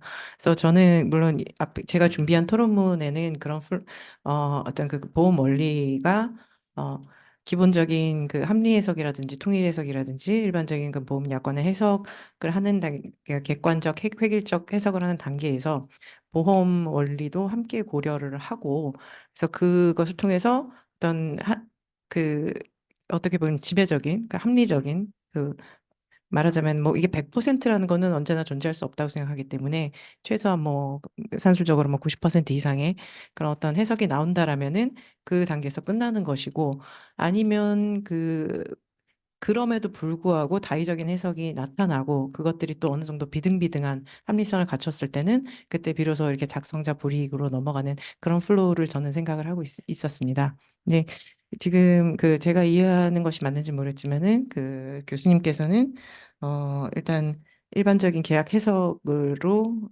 시도를 한 다음에 그 다음에 그 고객의 입장에서 그러니까 불명확한 부분이 있으면은 그 다음 단계에서 그 보험회사가 어떤 그 여러 가지 원리를 통해서 이것이 공정하다, 객관적으로 이것이 맞다, 보험 원리에 부합한다 이런 부분들을 증명을 하면 그 단계에서 그 제한 해석, 보험의 원리를 반영한 해석, 그러니까 불명확성을 전제로 해서 그 다음 부분이 이루어지는 것인지 이제 저는 그렇게 이해를 한 것 같은데요. 혹시 그 부분에 대해서 조금 궁금해서 일단 여쭤보고 싶었고요.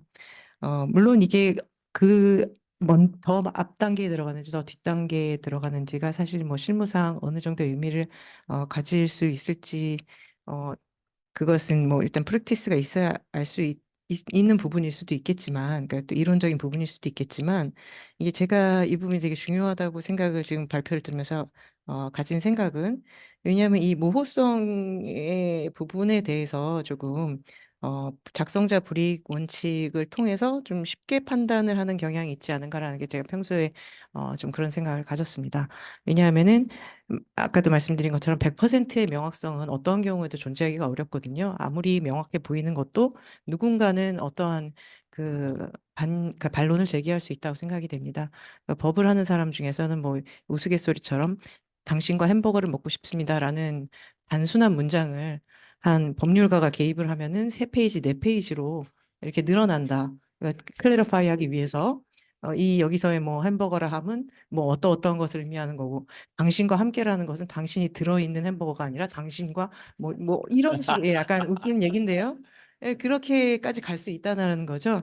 그렇기 때문에 이게 획일적 해석은 뭐 정말로 100명이면 100명이 다 동의한 해석이 아니라 합리적으로 보아서 이것이 어느 정도 다수가 옳다라고 봐준다면은 그게 일의적이라고 봐야 될 것 같은데 그 뭐 어떠한 사람이 반론을 제기하는 것도 가능할 것 같다. 그러니까 물론 저의 사견이지만 그런 경우에 그냥 다의성을 조금 수월하게 인정하는 경향이 있지 않나라는 생각을 했기 때문에 만약에 이게 어떤 플로우에 들어가는지에 따라서 그런 부분들이 조금 달라질 수 있지 않을까라는 생각을 했습니다.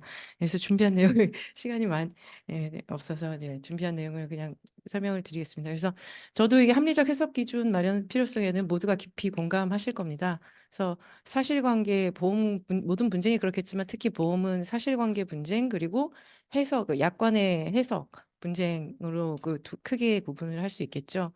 근데 이게 약관이라는 게 또 개별 구체적인 모든 사실관계를 포섭하기는 매우 어렵기 때문에 그리고 보험 상품의 특성은 수년에서 수십 년에 이를 수 있는데 이게 빠르게 변화하는 경제 사회적 환경 속에서 모두 예측하기가 어렵습니다. 아예 용어 자체의 의미도 변화를 해버리는 경우도 많기 때문에 그렇기 때문에 뭐 개선을 위해서 지속적으로 노력하지만 분쟁 발생 관련해서는 보험 약관을 합리적으로 해석할 수 있는 어떤 기준 자체를 정립하는 것이 굉장히 중요하다고 생각을 하고요.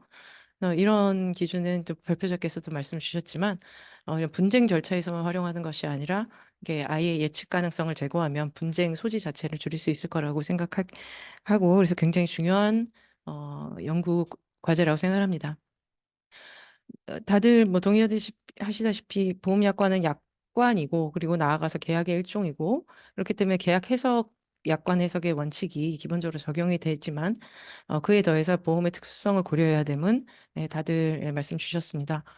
이게 보험이 이 다수인이 모여서 위험단체를 구성하고 이렇게 손해를 분담하는 제도인데 영리보험이라고 해서 뭐 사기업이고 이윤을 추구하는 기업이 운영을 하지만 이것 자체가 현대 사회에서 어떻게 보면 사회 안전망 역할을 하는 굉장히 중요한 제도이기 때문에 강한 공공성이 요구가 되고 또 거수보험료를 재원으로 보험금을 지급하기 때문에 단체성과 기술성을 띱니다. 나아가서 또 사행계약의 성격이 있기 때문에 선의성과 윤리성이 굉장히 중요시 되고요. 그래서 그렇기 때문에 일반 소비자 약관과 같이 단순히 기업 대 고객, 그 당사자인 고객 구도로만 볼 것이 아니라 보험의 원리와 위험단체 구성원 전체의 이익이 반드시 고려되어야 한다고 생각합니다. 마찬가지로 대법원에서도 이러한 부분을 판시하고 있고요. 보험약관 해석 시에는 보험단체 전체 이해관계를 고려해서 객관적, 획일적 해석이 필요하다라고 판시하고 있습니다. 그럼에도 불구하고 여기 개별 분쟁에서는 이런 특수성이 충분히 고려되지 않는 것처럼 보이는 경우가 있습니다. 예를 들어서 수술보험금의 이슈에 대해서 좀 아시는 분도 많으실 걸로 아는데요. 수술보험금 예를 들어서 뭐 수술을 하면 500만 원을 뭐 지급한다.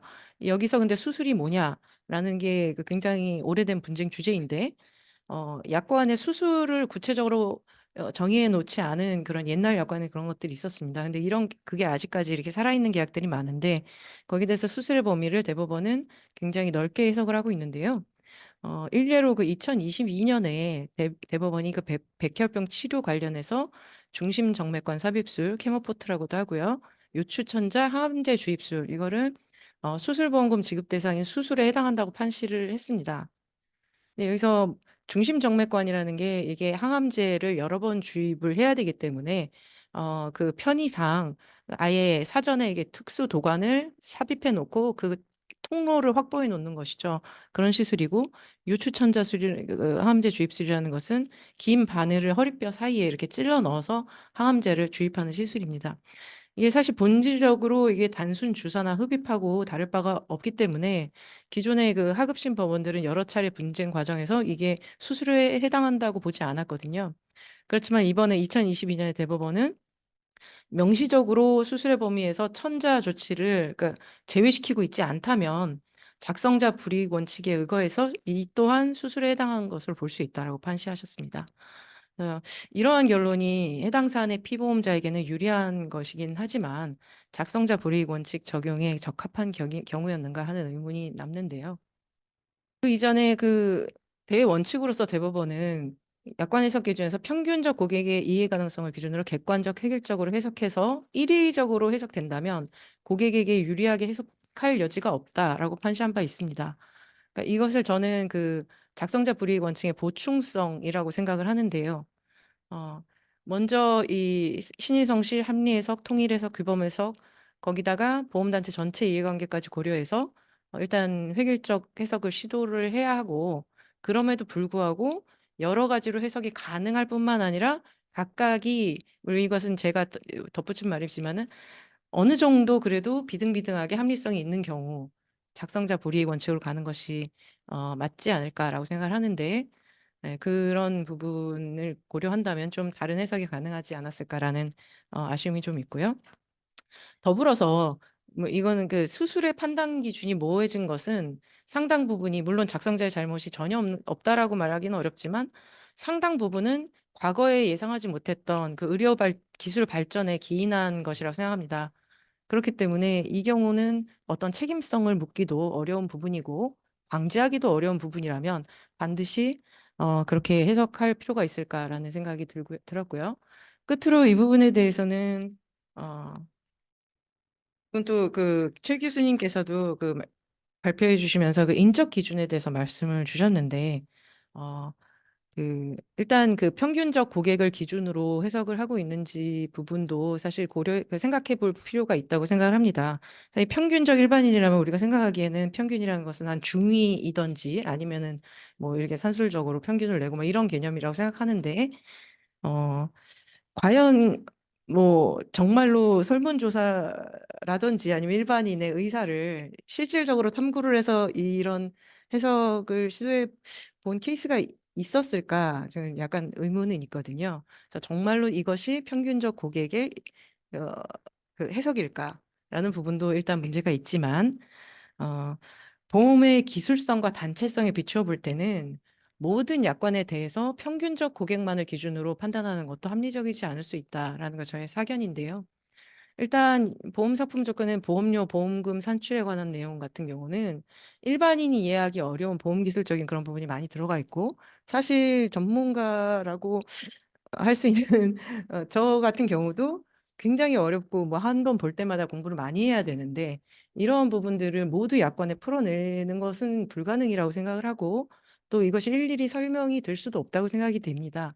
이런 부분에 대한 다툼이 있을 때는 평균적 고객이 아니라 그러니까 적어도 그 보험 거래에 굉장히 능숙한 그리고 어떤 전문적 식견을 가지고 있는 어떤 객관적 제3자가 이것이 과연 불명확한 것인지 아닌지. 왜냐하면은 대부분의 경우 그 기술적인 내용들은 다 불명확하다고 보거든요.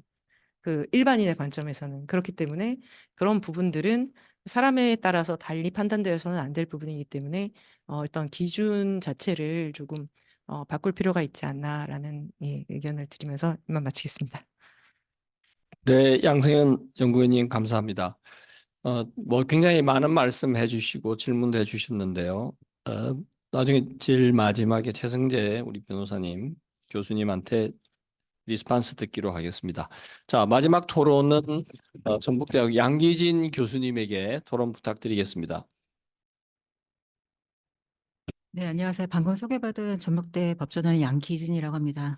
우선 보험약관 해상 방법론에 관한 이렇게 이런 토론 현장을 마련해 주시고 초대해 주셔서 감사드립니다.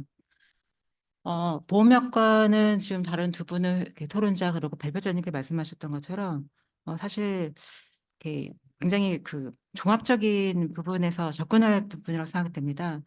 보험약관은 기본적으로 보험의 그 계약이라는 약관에 관한 해석에 또 문제가 되고 있고, 그 다음에 그뿐만 아니라 그 약관이 어떻게 작성되느냐 부분, 그다음에 이 약관이 어떻게 돼서 그 세일즈 되냐는 부분도 굉장히 중요하다고 느껴지는데, 왜냐하면 지금 우리 대법원은 그 설명 의무를 이행하지 않은 경우에는 그에 관한 설명 의무가 이행되지 아니한 중요한 부분을 이 약관의 내용에 편입시키지 아니하는, 즉 계약의 내용으로 하지 아니하는 편입 통제 방식도 함께 하고 있기 때문에 어, 보험약관 부분은 이 보험의 약관을 그 작성 해석에 관한 부분, 그다음에 이 보험약관이 상대방인 보험 소비자한테 이렇게 설명되고 교부된 부분도 함께 보아야 될 종합적인 부분이 있다고 생각이 되고 있고, 그리고 이렇게 이 앞서 발표작 부분과 두 분의 토론자께서 이미 짚어주셨듯이 보험은 일반적인 약관이기도 하지만은 보험 단체의 특수성을 갖고 있는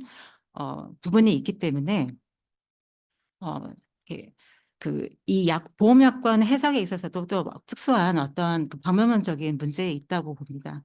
어, 그래서 이제 두 번째 중에 두 번째 정도 넘겨주시면요. 네. 제가 넘길 수 있습니까? 네. 네. 약관의 해석 관점과 설명 대상은 이제 기본적으로는 평균적 고객이라는 부분을 어, 평균적 고객이라는 관점에서 대법원이 해석을 해야 된다고 해서 이제 일반적으로 설치를 하고 있으나 어, 평균적 고객을 어디로 무엇을 가지고 세팅하느냐 부분에 대해서는 발제자분 또 그리고 토론자분도 말씀하셨듯이 늘 이제 곤란할 수가 있습니다. 보험 기술상 매우 어려운 부분이 많아서 이 평균적 고객을 어디로 세팅할 거냐에 대해서는 이제 논란이 있을 수 있고, 지금 방금 이제 토론자분 한 분께서도 양 변호사님께서도 그 평균적 고객이란 부분에 대해서 일반적인 보험에 대해서 전혀 무지한 사람이 아니라 어느 정도 잘 알고 있는 제3자를 기준으로 해야 될 것이 아니냐는 그런 이제 그런 흥미있는 견해도 제시해 주셨습니다. 그리고 약관 해석 원칙에 대해서는 객관적 획일적 해석이라는 부분이 이제 그 얘기가 되고 있는데요. 이 역시 평균적 고객이라는 부분은 이 재법원이 계속 잣대로 제시하기 때문에 결과적으로는 평균적인 인간, 평균적 고객을 무엇으로 세팅하느냐라는 그런 근본적인 이슈에 다시 이제 봉착한다고 하겠습니다. 그리고 지금 우리나라 그 대법원이 많이 채택을 하고 있는 약관의 해석 부분에 대해서는 이제 객관적 해석, 뭐 이제 작성자 불이익의 원칙이라든가 그리고 이 약관에 대해서 작성된 부분에 대해서 중요한 내용을 사업자가 상대방의 고객한테 이해할 수 있도록 설명하고, 혹시라도 이제 설명하지 않은 경우에는 해당 약관은 원칙적으로 계약의 내용으로 할 수 없다. 이런 내용들은 기본적으로는 이제 우리나라 실정법인 약관규제법에 있는 사항이고, 이 약관규제법은 그간에 이제 우리나라 국내법이긴 하지만 상당 부분 이제 국제적으로 통용되는 그런 내용이라고 생각이 됩니다. 이제 약관의 설명과 그 편입 통제 부분에 대해서 잠깐 말씀을 드리면 대법원은 편입 통제를 서로 취해서 설명 의무를 다하지 아니한 경우에는 그 내용은 원칙적으로는 계약의 내용으로 들어갈 수 없다라고 하면서도 예외적으로 평균적 고객 입장에서 충분히 알 수 있다고 생각될 만한 내용의 경우에는 설명을 받지 않더라도 해당 약관의 계약 내용에 편입된다는 그런 입장을 일관적으로 취하고 있습니다. 그래서 그런 내용들이 저기 스몰 i에 있는 약관의 내용이 거래상 일반적 공통적인 것이어서 별도 설명 없이도 고객이 충분히 예상할 수 있는 내용, 이런 것들이 이제 제시가 되고 있는데요. 사실상 이 부분에 대한 해석론적인 부분이 그 구체적인 사건에 있어서의 그 결론을 판가름하는 그런 그 핵심 포인트로 작용하는 경우가 많은 것으로 알고 있습니다. 그리고 이제 최근에는 상당히 기술적인 내용들 등장을 하고 있는데, 보험에 있어서 특히 약관규제법 제3조에 계약의 성질상 설명하는 것이 현저히 곤란한 경우에는 중요 내용에 관한 것이라 설명 의무가 면제된다고 하기 때문에 이제 이렇게 그 세일즈 부분, 이미 약관상 있는 내용에 대해서 상대방 고객한테 건네줄 때 딜리버리 할 때 그 세일즈 부분에 있어서의 설명 의무 대상에서 이렇게 면제를 해주고 있습니다. 자, 그러면 그 약관에 있어서 이렇게 약관 해석 관점과 설명 대상 잠깐 보면 도대체 무엇이 약관에 규정되어야 될 중요 사항이고 거래 상대방의 소비자한테 설명되어야 될 중요 사항인가에 대해서 결과적으로 대법원은 이렇게 화면에서 보시다시피 사회 통념에 비추어서 고객의 디시전에 직접적인 영향을 미칠 수 있는 사항이라고 하면서 이제 몇 가지를 지금 설치를 하고 있습니다.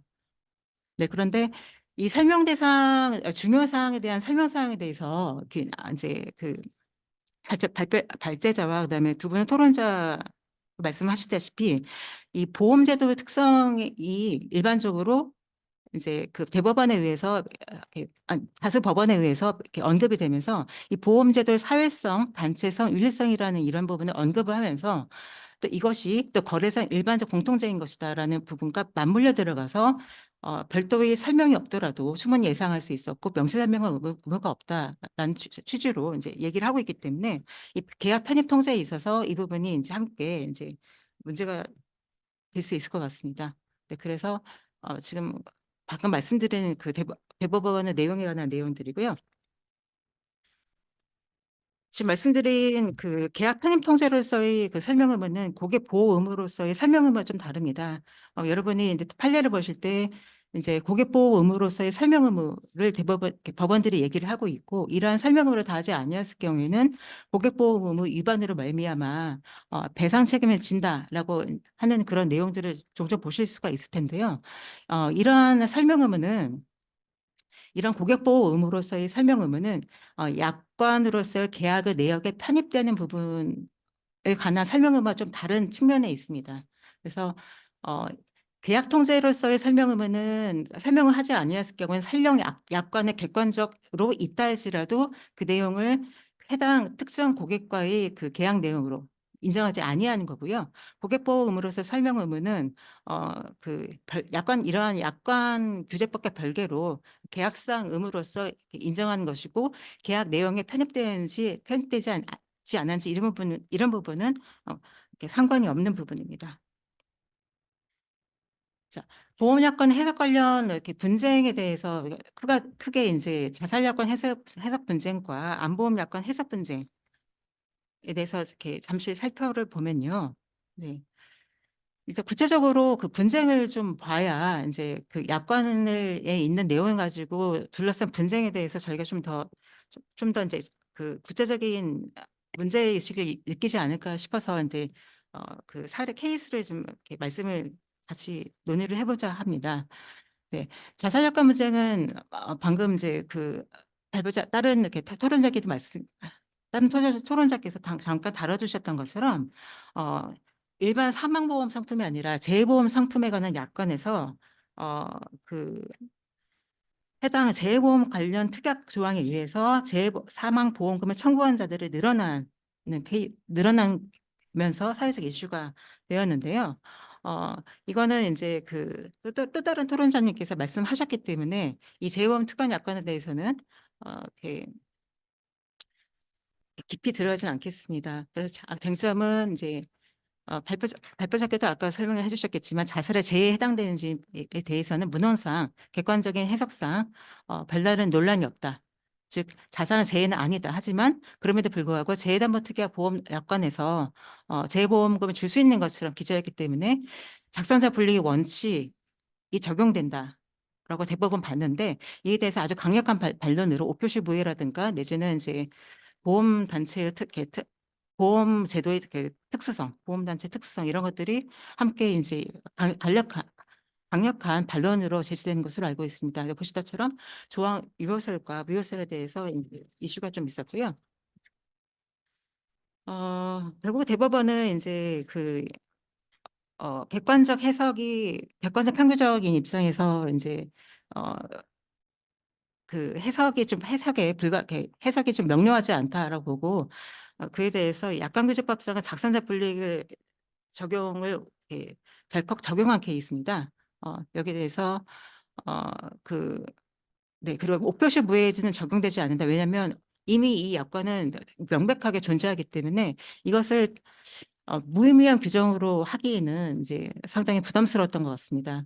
그래서 관련해서는 이제 또 다른 중요한 쟁점이 소멸시효 쟁점이 있었는데요. 이거는 이제 해설과 약관 해석이나 설명 의무에 의한 편입 통제와 관련된 부분이 아니기 때문에 자료를 참고해 주시면 될 것 같습니다.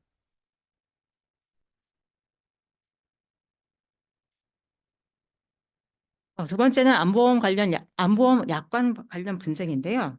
어, 안보험 약관에는 과거에 이제 암의 직접 치료의 경우에 이제 보험금을 지급하겠다라는 그런 이제 내용이 있어서 이런 것들이 문제가 되는데요.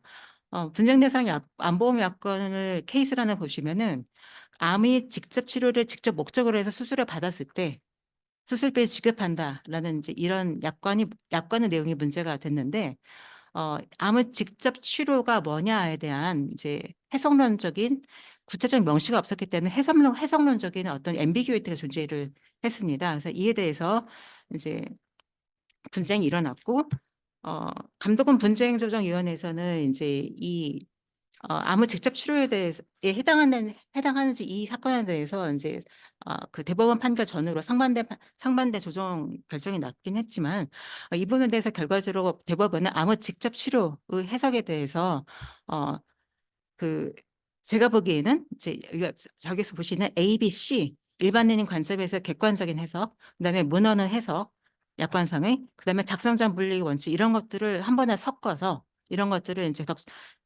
믹스를 해가지고 결과적으로 암의 직접 치료를 직접 목적으로 한 수술은 암의제가 암의 즉시 억제를 위한 수술뿐만 아니라 암이나 암 성장으로 인해 직접 발현된 중대한 병적 증상을 호전시키는 수술은까지 확대 해석했습니다. 하지만 암이나 암 치료 후 그로 인해서 발생한 후유증을 완화하거나 합병증 치료 수술까지는 포함되지 않는다는 해석을 내리고 있습니다. 네, 그래서 결과적으로 이 부분에 대해서는 이제 결과적으로 이 약관의 앰비규이티가 가장 문제가 됐기 때문에 이 경과를 보시면 암의 직접 치료 범위에 대해서 이제 금융감독 당국에서 암의 직접 치료에 포함되는 사항과 불포함되는 사항을 구체적으로 나누고 그 오른쪽에서 보시는 것처럼 그 요양병원에서 암 입원 보험금을 분리를 해서 이제 암 보험금에 대한 그 청구 관련해 가지고 좀 더 그 모호성을 이렇게 제거를 한 바가 있습니다. 그러나 이제 이에 대해서 이 대법원의 안보험 약관 해석에 대해서는 이제 계속 논란이 있는데요. 시간 관계상 제가 좀 다 이렇게 다루지는 못하고요. 그 약관 이 대법원에 대해서 이 안보험 약관에 대해서 안보험 약관에 관한 대법원 해석에 대해서 이게 과연 적정한 해석인가에 대해서는 상당히 이제 강력한 논란들이 반대 의견들이 있는 것 같습니다. 그래서 문구 해석상 이제 문구 해석에 대한 통제, 즉 암의 치료가 합병증 후유증 치료가 병합된 경우에는 이를 위한 입원은 암의 직접적 치료를 봐야 되는 게 아닌가 이런 해석도 있고요. 또한 설명 의무에 기한 통제 부분도 있습니다. 즉 그래서 그 암의 치료를 직접 목적으로 하는 입원이나 치료 의미라는 게 일반적인 보험계약서 입장에서 일반인 관점에서 충분히 이제 그 예상할 수 있는 것이 아니지 않겠느냐. 따라서 이 부분에 대해서는 계약자는 충분히 설명이 되었어야 된다. 그러면 어떤 방식으로 설명을 해야 될 것이냐? 보험증권에 이 해당 케이스의 경우에 보험증권에 이제 그 암의 직접 치료를 목적으로 한다는 부분에 대해서 보험금이 지급된다는 취지의 내용이 명시가 되었는데 그렇다고 할지라도 그 보험청약서에 그리고 보험청약서 계약자가 자필 서명을 했다고 할지라도 계약자가 그 자체로 봐서 그 약관을 암의 직접 치료라는 그 중요한 내용을 잘 알고 있었다고 할 수가 없다. 왜냐하면 보험증권은 증거증권이기 이다. 그리고 보험증권은 법률상 추정력도 아니고 사실상 추정력이고 결과적으로는 이제 이 설명이 되었다는 부분에 대해서는 보험증권을 매우 미흡하고 또한 그 어느 정도 설명을 해야 될 것인가에 대해서는 보험계약자가 약관의 중요한 내용을 인식할 수 있는 상태가 될 수 있게끔 해당 내용과 정보를 적극적으로 제공할 의무가 있다. 이때 설명 의무는 구체적이고 상세하게 이행하고 보험계약자가 이해할 수 있도록 이행해야 된다. 이제 이런 내용들이 얘기가 되고 있습니다. 네. 자, 그러면 네. 어떤 식으로 이렇게 향후에 이제 이런 분쟁을 없애기 위해서는 이제 이런 분쟁이 있다는 결과적으로 사회적인 코스트가 이렇게 많다는 얘기인데요. 이런 분쟁을 없애기 위해서는 어떻게 할 것인가? 물론 없앨 수는 없겠고 줄일 수는 어떤 식으로 줄일 수 있을 것인가? 자, 약관을 작성하는 단계와 약관을 판매하는 단계 두 가지로 보면요. 일단 약관을 작성하는 단계에서는 이제 이 약관규제법에 있는 내용에 따라서 충분히 그 평균적인 고객 관점에서 그 중요 사항의 약관에 모두 현출되도록 작성되도록 이제 금융감독과 감독 당국과 소비자 단체 이런 데에서 지속적으로 모니터링을 할 필요가 있다.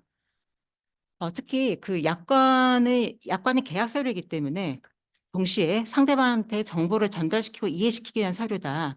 따라서 보험 소비자 입장에서 자기가 사고 있는 보험 상품에 대해서 알기 쉽고 이해하기 쉽게 약관에 기재를 하도록 하고 또한 보험 상품 구매 판단의 중요한 사항은 약관에 모두 기재되도록 할 필요가 있다.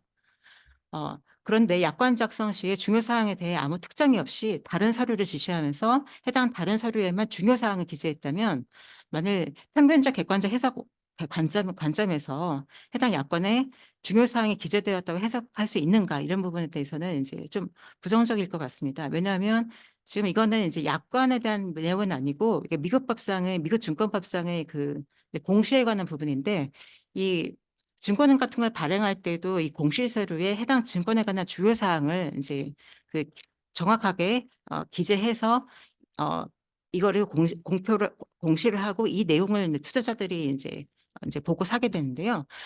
미국 증권법상의 베리드 팩트 덕트린이라고 있습니다. 그래서 공시에 관한 매몰된 사실 원칙이라는데 만일 이 내용을 좀 따온다면요. 만약 약관에 어떤 중요 사항을 문헌상 기재를 하더라도 기재가 있다 할지라도 만약 묻혀 있다면 이 경우에는 이제 상대방 소비자가 인식을 하기가 어렵기 때문에 약관상 기재되었다고 보기 어렵지 않겠느냐. 예컨대 어떤 관련된 영역의 약관이 굉장히 두껍습니다. 몇백 페이지 될 수도 있고 몇십 페이지가 될 수도 있는데 해당 영역에 기재하지 않고 두꺼운 약관에 여기저기 산재해서 이제 기재를 할 경우에는 과연 객관적으로 충분한 기재를 볼 것이냐.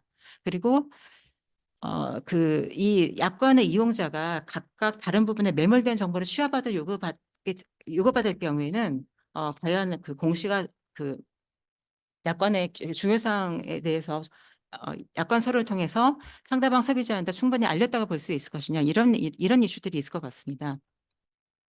그리고 이제 우리나라 대법원이 상품의 판매 단계에서 이제 설명문을 통해서 편입 통제를 함께 취하고 있기 때문에 상품의 판매 단계의 부분도 함께 살펴볼 필요가 있다고 생각이 되는데요. 상품의 판매 단계에서는 아까 발제자님께 말씀하셨던 것처럼 인간의 제한적인 인지 능력이라든가 그런 부분을 이제 감안해야 될 것 같고 예, 이런 인간의 제한적 인지 능력, 행동 판단성 이런 것들을 감안했을 때는 약 몇십 페이지, 몇백 페이지에 달하는 약관은 사실 상대방 소비자한테 해당 구매하는 상품에 대해서 충분히 알 수 있는 알 수 있게 하기에는 큰 한계가 있습니다. 그래서 결과적으로는 약관에 대한 이제 통제도 매우 중요하긴 하지만 함께 상품 설명서 제도를 이렇게 함께 가져가지 않으면 약관 규제만으로 큰 한계가 있다. 실질적으로 소비자 보호함에 있어서.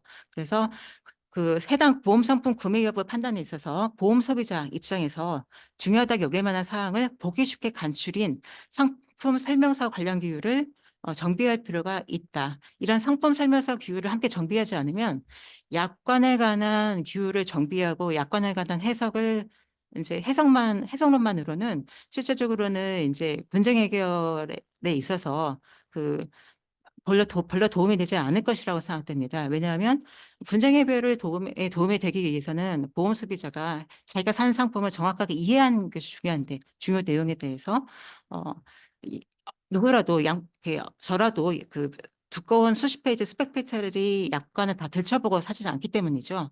그래서 상품 설명서 규제가 사실상 매우 중요한데 이 상품 설명서를 설명의무 이행 규제와 연결시켜 가지고 중요 사항이 상품 설명서에 기재되지 아니한 경우에는 설명 의무 이행과 관련해 가지고 법적 불이익을 부여하는 것을 검토할 필요가 있지 않나고 생각됩니다. 현행 지금 금융소비자보호법에는 그 19조에 그 설명 의무 이행과 관련해 가지고 법적 불이익을 부여하는 것은 있지만 이런 설명서에 기재된 내용과 관련해서는 법적 불이익을 부여하는 내용이 없습니다. 관련해 가지고 이제 잠깐 언급을 드리면 이후에 투자자 설명서 규정이라는 게 있는데 거기 보면 그 키 인포메이션 다큐멘트라는 핵심 정보 서류라는 게 있습니다. 그래서 전문 투자자가 아닌 소매 투자자한테 판매하기 이전 단계에서 이런 키 인포메이션 다큐멘트를 투자자한테 제공하도록 하고 이 이후 투자 설명서 규정은 이러한 핵심 정보 서류에 대해서 매우 디테일한 규정을 두고 있습니다. 즉 고객이 정보에 입각한 투자 판단을 할 수 있도록 명확하게 제공하고 이해하기 매우 곤란한 상품의 경우에는 판매자는 경고 문구를 두도록 하고 있고 그다음에 그 위험 요인이나 대가와 같은 어떤 판매 매수 디시전에 매우 필요한 이런 부분에 대해서는 관련해 가지고 투자금은 최대 손실 가능 액수라든가 그 투자의 투자 요소가 있는 보험 상품의 경우에는 적절한 실적 시나리오라든가 해당 시나리오 산출에 사용된 가정들이라든가 이러한 위험 대가 특성을 요약해서 기술하도록 되어 있습니다. 그래서 그리고 더 직접적으로는 소매 투자자가 이러한 핵심 투자자 서류 규정의 적용 대상인 상품에 대해서 이런 키 인포메이션 다큐멘트에 의존해서 투자했는데 손실을 보았을 경우에는 그 자체로 손해배상 청구를 할 수 있도록 하고 있습니다. 네. 그리고 이러한 그 핵심 투자자 서류에 대해서는 그 유럽의 경우에 유럽 보험 지각 연금 당국의 에이오파가 강력한 행정적 제재를 부과할 수 있도록 하고 있습니다. 그래서 결론적으로는 약관의 해석 부분은 매우 중요하나 약관 해석은 약관에 관한 여러 가지 해석 원칙도 함께 잘 적용될 필요가 있고 이 약관의 그 세이즈 단계에서 설명 의무 부분에 있어서 이 부분 이렇게 상대방 투자자한테 잘 전달될 수 있도록 설명을 어떻게 이행할지를 이제 설명을 효과적으로 이해하는 수 담보를 하는 그런 방식이 필요하고 이와 관련해서 특히 이제 핵심 설명서에 관한 내용에 관한 규제의 정립이 필요하다라고 생각이 이제 개인적으로 하고 있습니다. 발표자께 이제 발제해 주신 내용에 대해서 좋은 잘 참고가 되었고요. 한 가지 제가 이제 좀 궁금한 내용에서 좀 질문을 드리고자 하면 그 발제 내용 중에서 그 이제 그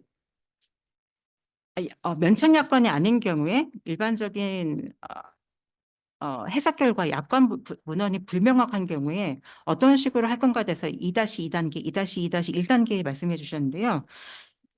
평균적 고객 관점에서 약관 문헌에 대한 이례적인 해석이 가능하지 않은 경우, 즉 이제 어떤 애미규이티가 있는 경우에는 그 다음 단계로 써야 될 원칙이 이제 작성자 분리 원칙도 언급을 해주셨고 또한 그 대수의 법칙 같은 그런 보험법 기본 원리 이런 것들도 같이 언급을 해주셨는데 이 작성자 분리 원칙과 보험법 기본 원리 중에서 어느 것이 혹시 선후가 있다고 생각된다면 어느 것이 먼저라고 생각되시는지 이렇게 설명해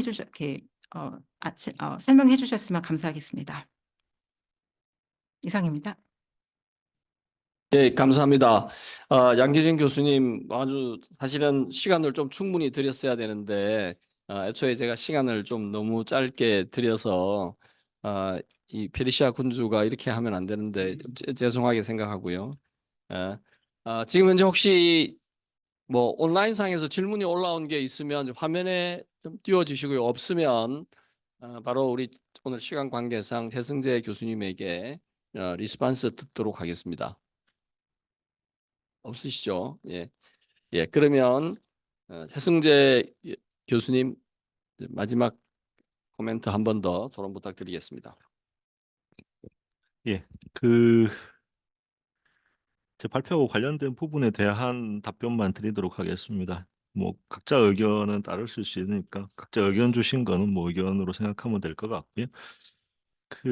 기본적으로 어, 출발점에서 이렇게 말씀을 드리면 될 것 같은데요. 작성자 분리의 원칙에 대해서 제대로 지금 적용되고 있는 걸까요? 왜 이런 말씀을 드리냐면은 작성자 분리의 원칙에 대해서 사실은 어, 유리한 해석의 가능성이 있으면 유리한 해석을 하라는 게 작성자 분리의 원칙일까요? 그건 저는 아닌 것 같습니다. 그래서 기본적으로 제가 지금 플로우에서도 생각하는 것이 바로 이제 그런 뭐 오늘 작성자 분리의 원칙에 대한 여러 가지 말씀을 하시기 때문에 바로 그런 점에서 우리가 제대로 적용을 하기 위해서 그런 필요성이 있다는 말씀을 드린 거고 그 단계를 나누어 보면 다의성의 존재라고 하는 점에서 출발이 돼야 된다라고 하는 말씀을 드린 거고요. 다만 제가 보기에는 우리 양 박사님이 양 변호사님, 양 연구위원님께서 말씀하셨던 부분은 저는 조금 잘 모르겠는 게 항상 모든 말에는 다의성이 있죠. 예, 다의성이 있는데 여기서 말하는 다의성 내지는 뭐 일의성, 일본식의 표현을 빌리자면 일의성은 당연히 합리적인 걸 염두에 두는 다의성이라고 생각합니다. 그러니까 뭐 합리적이지 않은 다른 해석 가능성의 존재라고 하는 것은 애초에 저희가 그게 뭐 계약 해석에서도 마찬가지인 것 같아요. 물론 뭐 비합리적인 해석이라도 양 당사자가 일반 민사 계약이라면 뭐 합의한다면 할 수는 있는 거죠. 근데 최소한 이제 약관 해석에서 보험 약관 해석으로 넘어가면 여기에서 말하는 작성자 불이익의 원칙에 있어서의 다의성은 당연히 합리적 복수의 해석 가능성이어야 하는 거죠. 그러니까 뭐 아까 햄버거의 비유는 제가 생각하기에는 뭐 별반 그렇게 큰 문제가 있는 것은 아닌 물론 뭐 오늘의 그 발제 자리를 부드럽게 만들기 위한 목적으로는 충분히 중요한 기능을 달성했다고 생각하지만 그런 생각이 들고요. 그래서 그런 지점에서 놓고 보면은 우리 그 양 박사님, 양 연구원님 말씀하신 것처럼 요 말씀이 저는 뭐 충분히 동의합니다. 이게 보충적인지는 모르겠는데, 그러니까 다의적 해석이 가능하고 객관적 획일적인 해석은 모르겠는데 객관적 해석을 했는데 객관적이라는 게 뭐 합리적이죠. 예, 합리적으로 해석을 해보려고 했어. 근데 여전히 해석이 복수계가 있네. 그리고 그 복수기의 해석 가능성인 다 얼터너티브가 합리성을 띠고 있어. 야, 그러면 합리성을 띠고 있는 이 복수계 중에서 뭘 선택할까? 라고 하는 선택의 원칙이 작성자 분리의 원칙이다.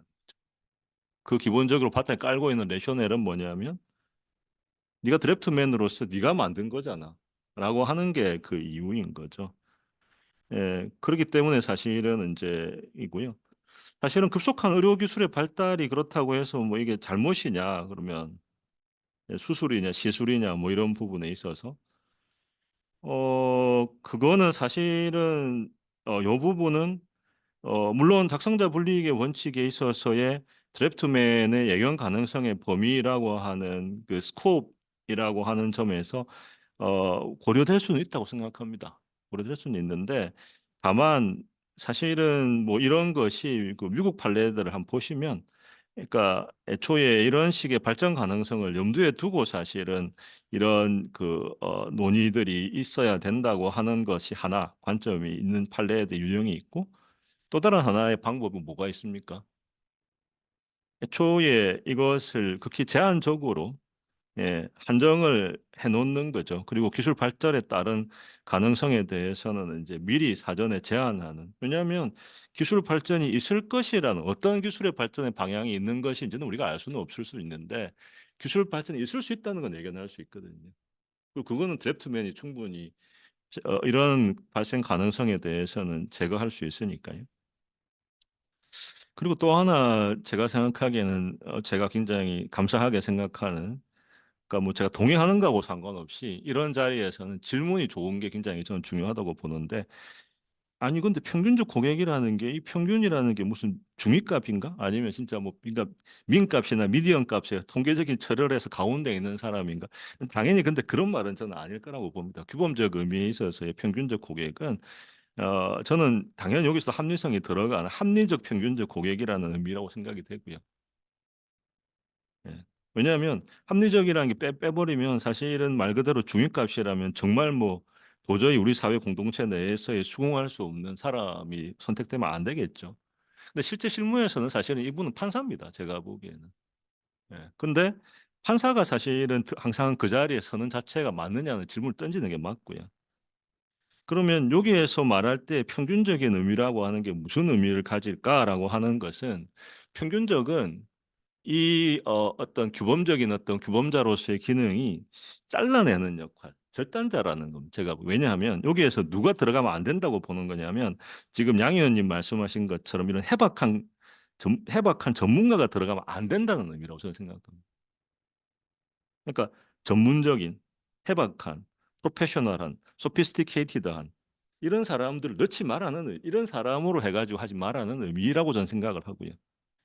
근데 오히려 근데 굉장히 어떻게 보면 도전적인 질문을 던지신 게, 아니 근데 이거를 이해하려면 해박해야지, 이거 해박 안 한 사람이 들어가면 이게 제대로 이해가 될 수 있나? 근데 그거는 저는 지금 단계에 있어서는 뭐 저도 고민을 좀 해보겠습니다만 동의하기는 어려울 것 같습니다.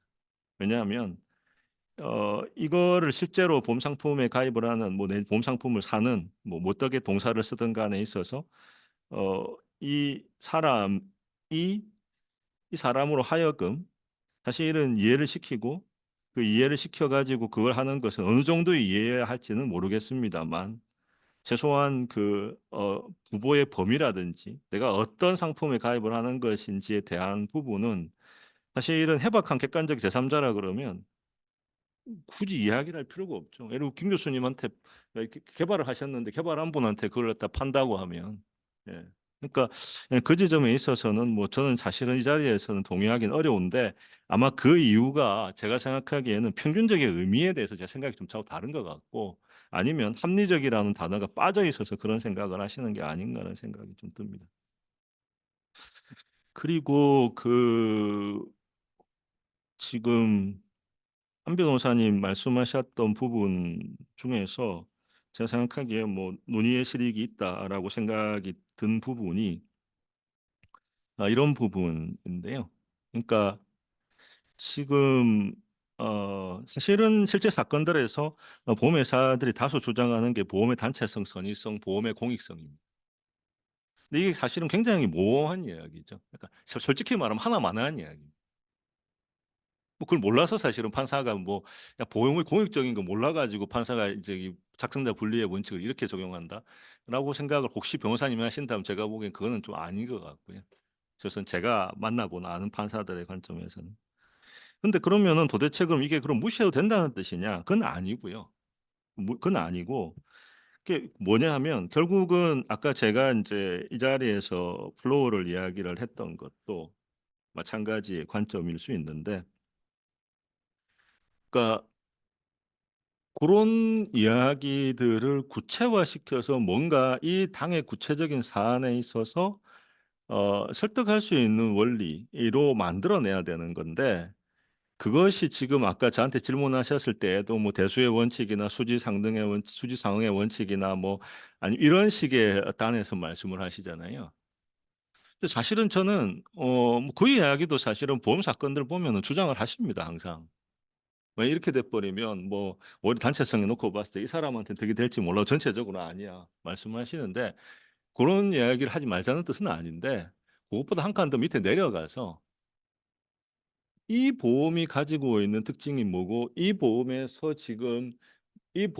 애초에 이 개발하고 내지는 이 판매되는 보험의 속성상 이 단어는 보험이라고, 제가 보험 원리라고 하니까 이제 결국은 제가 뭐 어떻게 보면 제가 의도하지 않았지만 유도한 오류일 수도 있는데 원리라고 하니까 결국은 대수의 법칙 같은 이야기가 나오는 거로 생각이 드는데 여기서 제가 원래 의도한 바는 이것도 사실은 앰비규티가 있네요. 보험의 원리라고 하니까. 근데 의도한 바는 이제 사실은 그런 딴이 아니라 구체적으로 상품이 가지고 있는 본질적 속성, 그건 사실은 판례에도 나오는 단어이긴 합니다. 그거를 사실은 조금 더 발라내서 개별적으로 그 상품이 보험 상품으로서 어떤 역할이나 기능을 하는가에 대한 것들을 특징들을 잡아내 가지고 실제적으로 제가 아까 제안했던 플로우 단에서 그러니까 넣어줘야 된다는 생각입니다. 그래야 이게 실질적으로 해석에 있어서의 반응이 가능하다는 거고요. 그래서 결국은 이 부분은 결국 이게 뭐 한지 안 한지에 따라서 제가 아까 프레임 랭귀지 룰에 따라 가지고 저기 이런 어느 쪽으로 갈지에 대해서 2-1로 갈지 2-2로 갈지에 대한 걸 갈랐기 때문에 그래서 2-1에 대해서 프레임 랭귀지 룰이라는 걸 적용하려면 결국 두 가지가 있어야 되는데 하나는 주체로서의 누구가 있어야 되고 또 다른 하나가 사실은 아까 말씀을 이게 그 누구가 지금 어떤 눈으로 바라볼 건지라고 하는 이건 객관적 합리적 제3 그 평균인이기 때문에 그러니까 그 누구 어떤 눈으로 바라볼 건지라고 하는 것이기 때문에 그 눈에서 가지고 있는 모든 사람들은 뭔가를 해석을 할 때에 해석의 준칙이 있어야 되는데 그 준칙 중에 하나가 이 보험이 뭐냐라고 하는 에센스가 뭐냐. 이게 만약에 무너져 버리면 아까 제가 말씀드린 이 보험 자체가 상품으로서 의미가 없는 내지는 달리 봐야 되는 그러니까 그 단위이기 때문에 사실은 실질적으로 큐트 단에서 한번 작용을 할 거고요. 근데 이거는 결국은 요 큐트 단에서만 작용을 하는 게 아니라 계속 이제 일단은 이 명확하다고 했을 때라고 한다면 사실 이 뭐 명확한 대로 해석을 하는 게 맞고요. 그럼 뭐 사실 어느 나라 제가 영국 보험법의 버드 책 뭐를 중심으로 한 영국 보험법도 그렇고 미국 보험도 그렇고 우리도 마찬가지일 겁니다. 명확한데 그걸 달리 해석을 하면 안 되죠. 제가 그것도 방도하지만 그러니까 없는 가능성을 비합리적인 가능성을 만들어 가지고 고객을 보호하겠다고 명확한데도 불구하고 하면 안 된다는 이야기가 하나의 메시지고요.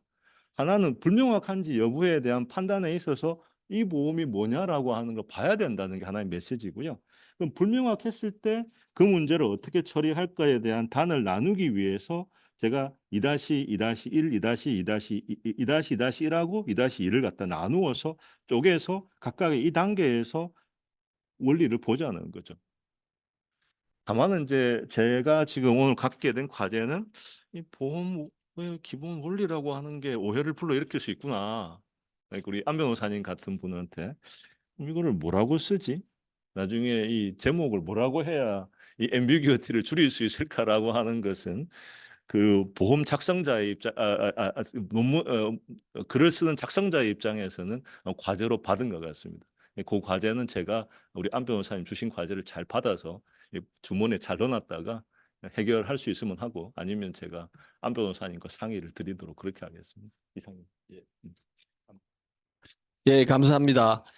지금 그 온라인으로 이제 메시지 주신 분 그냥 메시지를 하나 읽으면 평균 소비자의 평균성에 대한 판단은 여러 학설이 있는데 그중에서 우리가 놓쳐서는 안 되는 것이 소비와 관련해서 정보가 충분히 제공되는 것을 전제로 평균성을 판단해야 한다. 이것이 유럽 사법재판소의 판결 취지다라는 코멘트 보내주셨고요. 저는 오늘 평균성과 관련되어서 이제 그런 생각을 했어요. 아까 우리 양 변호사님도 이게 중이냐 또는 뭐 우리 재승 교수님 평균이냐. 근데 보험에 관련되어서 우리가 이 보험 내용에 대해서 가입한 보험에 대해서 잘 알고 있습니까라고 하면 저는 대부분의 디스트리뷰션은 거의 잘 알지 못한다는데 또 듣지 못했다는데 굉장히 많이 스키드 될 것 같아요. 그래서 이게 실제로 우리가 평균성이라는 저 의미를 어쩔 수 없이 굉장히 좁게 정의할 수밖에 없냐. 지금 현재 법원처럼. 즉 합리적이기보다 훨씬 덜 아는 사실은 그게 이제 우리가 뭐로 알 수 있냐면 실제 보험 계약의 해지율이나 이런 것들이 여전히 이 디지털 시대임에도 불구하고 여전히 굉장히 높거든요. 여전히 굉장히 높다는 얘기는 그중에서 상당 고객들이 잘 인지하지 못하고 가입하는 것이 여전히 있다라고 생각이 들고, 그리고 미래는 어떻게 미래도 여전히 이 상황은 계속 지속될 것 같아요. 왜? 보험회사는 새로운 상품을 만들어야 되고, 그런 새로운 상품은 어쩔 수 없이 기존 약관 또는 기존 계약보다는 조금 더 정교해지겠죠. 그죠? 정교해져서 셀렉티브 리스크, 즉 좋은 리스크를 가져와야 되는데, 좋은 리스크를 가져오는 방식, 그렇지만 이제 좋지 않은 리스크, 보험 손해를 곧 제기할 리스크는 또 약간 떨어보여야 되는 그런 기술적인 방법이 있기 때문에 오늘 최승재 교수님께서 오늘 제안해 주신 플로우 1, 플로우 2에 의해서 앰비규어티에 대한 해석은 앞으로도 계속 논의가 될 것 같습니다. 그래서 최승재 교수님 아주 좋은 연구를 통해서 오늘 산학센터에서 아주 좋은 발표를 해주시고 토론해 주신 안정 변호사님, 양기진 교수님, 양승현 연구위원님도 오늘 좋은 토론 대단히 감사드립니다. 조금 늦었지만 이것으로 오늘 산학생회는 마치도록 하겠습니다. 감사합니다. 수고하셨습니다.